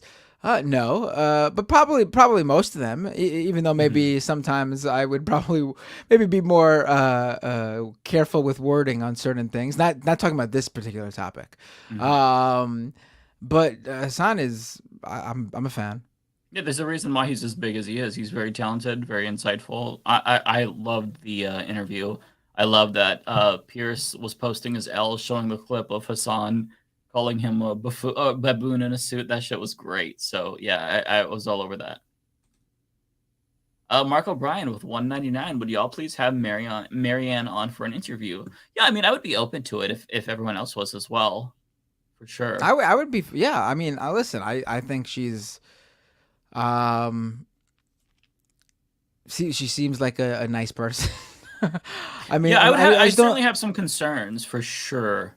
I mean, there's issues with her campaign, obviously, and I don't think, again, someone who's running against the sitting president in the primary for the party that the president belongs to really needs to be a movement candidate, because that's really what's going to provide pressure on, the president to move on certain issues. And there's nobody running against Biden that is a movement candidate. They just don't have that backing behind them. This is what it is. I'm sorry. Yeah, but I think we'd be down to it. We'd have to put on our journalistic hats. Yeah. When we're usually unserious a lot of the time, or we're just ranting. But yeah, it's certainly something that I would be. I think everyone would be open to. This one I believe is for you. Is it? Let me see. Where are these calls coming from? No, it's not from me. I had run out of. Oh, I just got two more, but these aren't one of them. Oh, okay. So this is David Dolden. We'll read it. Randall Smith with $10. Stop the proposed Israeli genocide in Gaza. Keep up the great work, guys. Randall from Oklahoma. Thank you, Randall. I really appreciate that. We'll make sure David knows. Okay, this one has got to be you, right? This is Pluvius with a super chat. A peck tat saying "smug life" would be perfect, Matt. I am not getting a tattoo that says awesome. "smug life." Yeah, it's not happening. No, that'd be so cool. Kowalski with $1.99. We need Skype calls on Leftist Mafia. You need more tractor content. I would love to do that. We do need to figure out how to do calls. We need to figure it out. We need to. I think the problem is that if we do Skype calls, we'd have to do that in lieu of super chats. Like, we'd have to turn off super chats because that would be so much. Like, we'd miss all the. It'd be like an 18-hour episode with how we're going. So we'd have to do like either or do like a section of the main show with Yeah, maybe we could do every now and then do a main show with the with super chats. That would be really fun, I think. Yeah, like we could do an hour of news and then an hour of calls and then do the super chats. Honestly, like I floated this before. It's a lazy option, but just dropping the invite in the comment section and let anyone join. Yeah, I was thinking about that too. Because they don't just jump on. You have to admit them one by one. So we'd have like a little waiting room there. I think that would be the easiest way to go about it, personally. But we'd have to check in and make sure everyone else is okay with that. It'd be a little bit intimidating because people would have to, jump on camera. But I think there'd be enough people that would want to do it. I would love to interact with people face to face. Right. I mean, I guess the one issue would be if StreamYard could handle that. Like, I don't know if it would allow that. Like, yes, we could Well, have there 12... would be a limit for sure. There's 10 and that's it. So if it would be basically if there's all 6 of us on, only 4 people would be allowed in the waiting room, and people would have to like retry each time somebody leaves. So it would be a little bit of a clusterfuck from the viewer perspective because of the limitations of StreamYard, but it would be probably the easiest way for us to like take calls, so to speak, and bring someone in. Right. Oregonian Bum with $10. Thank you.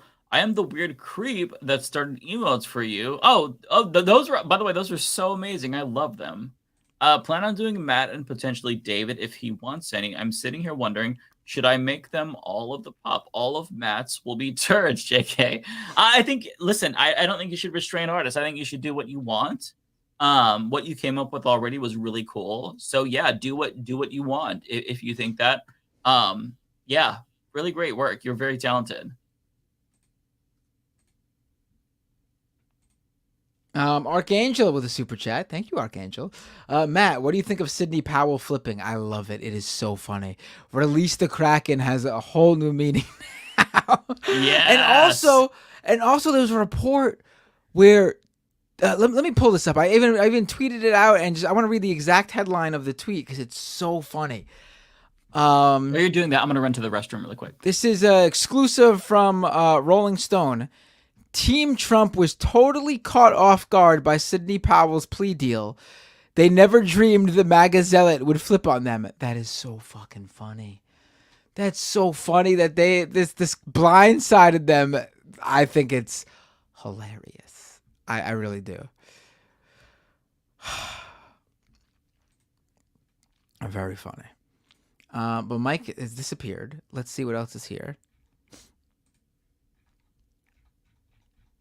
I'm really behind on that. Hold on, let's see.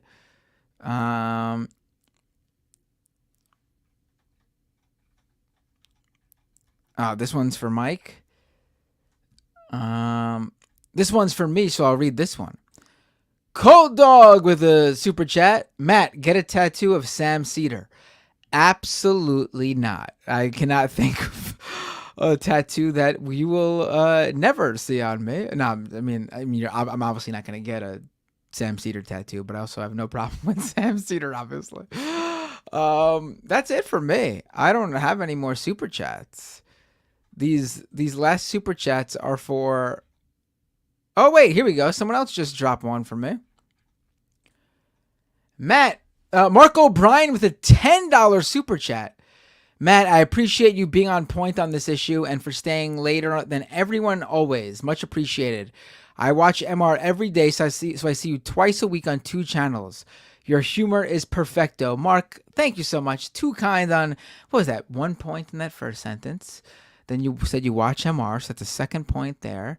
And then my humor, three separate kind statements. Actually, that first one has...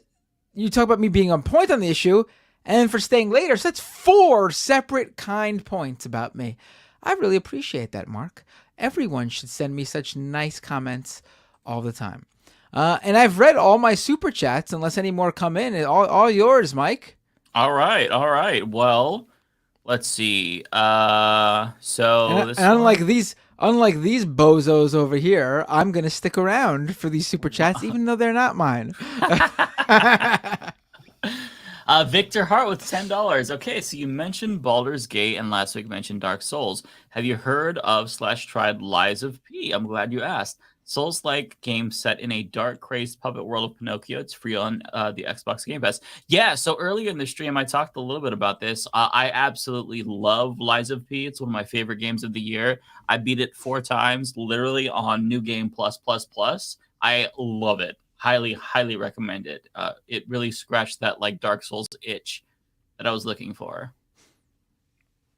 Okay, let me make sure I know where I am. Okay. So we're at Ford. Is this me? Yeah, this is all you, unless there's a new one at the bottom there. Okay, here we go. So Ford8484 with $10. Thank you, Ford. Calls would be great. MJ and Pacman are the only ones left that do it anymore. It's amazing. Kyle used to take phone calls. I'd love to see Kyle do that again. I did not know that he used to take phone calls. I do phone calls on my stream too.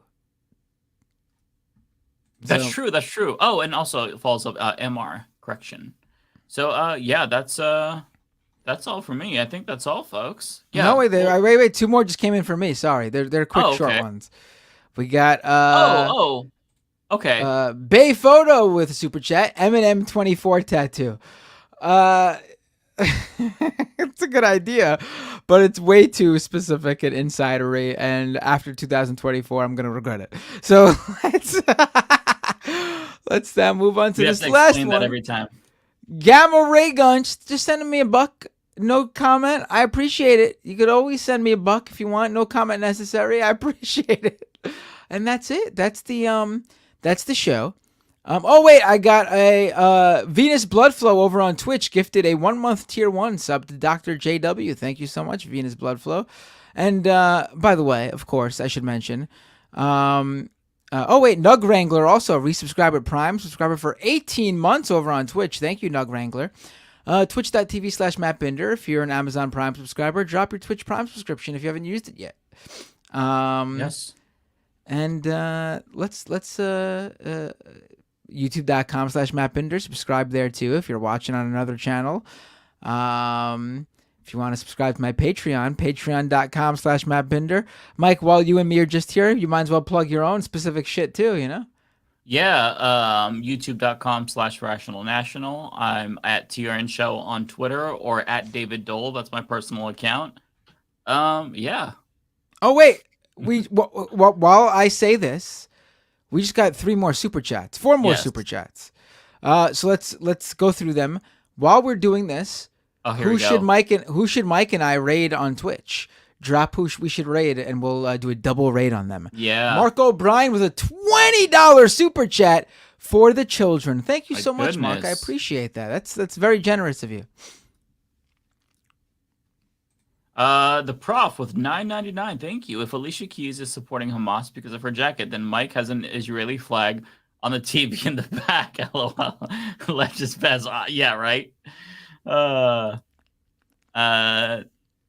Tenley Atwood with $3. Thank you, Tenley. Ugandan refugees ambushed by rebel groups in Sudan. I have not seen this.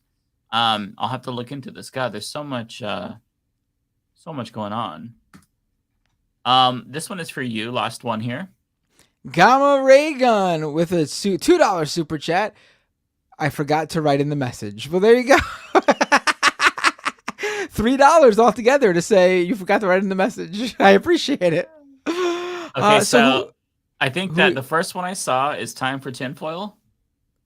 Oh wow, you can pull up the Twitch ones. Very, very good. I didn't see that. Yeah. Who's Time for Tinfoil? Why do they sound familiar? I don't know. Where have I rated them before? They do sound familiar. Let me We'll find out. We'll make a new friend. We've got rate quite them? a bit today. I have 50, or at 44, you have 138. You're doing pretty Time good. for Tinfoil. Looking them up now. What are they streaming about? Let's see if they're a good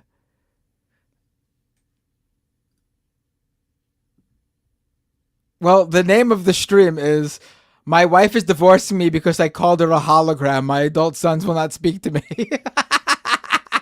Oh my god. It's pretty good. Okay. But what is Time for Tinfoil streaming about? Let's see.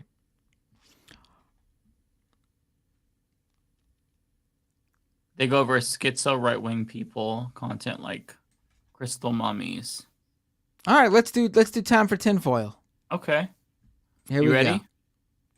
Yep, I'm typing it in. Wait, whoa. Typing it in. Okay. I'm ready to hit raid. Oh, all right. I'm hitting start raid now, just so it all adds up, you know, and then 10, 9, 8, 7, 6, 5, 4, 3, 2, 1. All right, here we go. Ready to hit raid? 1. Just hit it. Oh, you just did it? All right. I did it, yeah.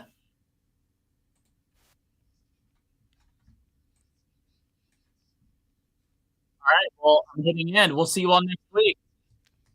All right, peace, everyone.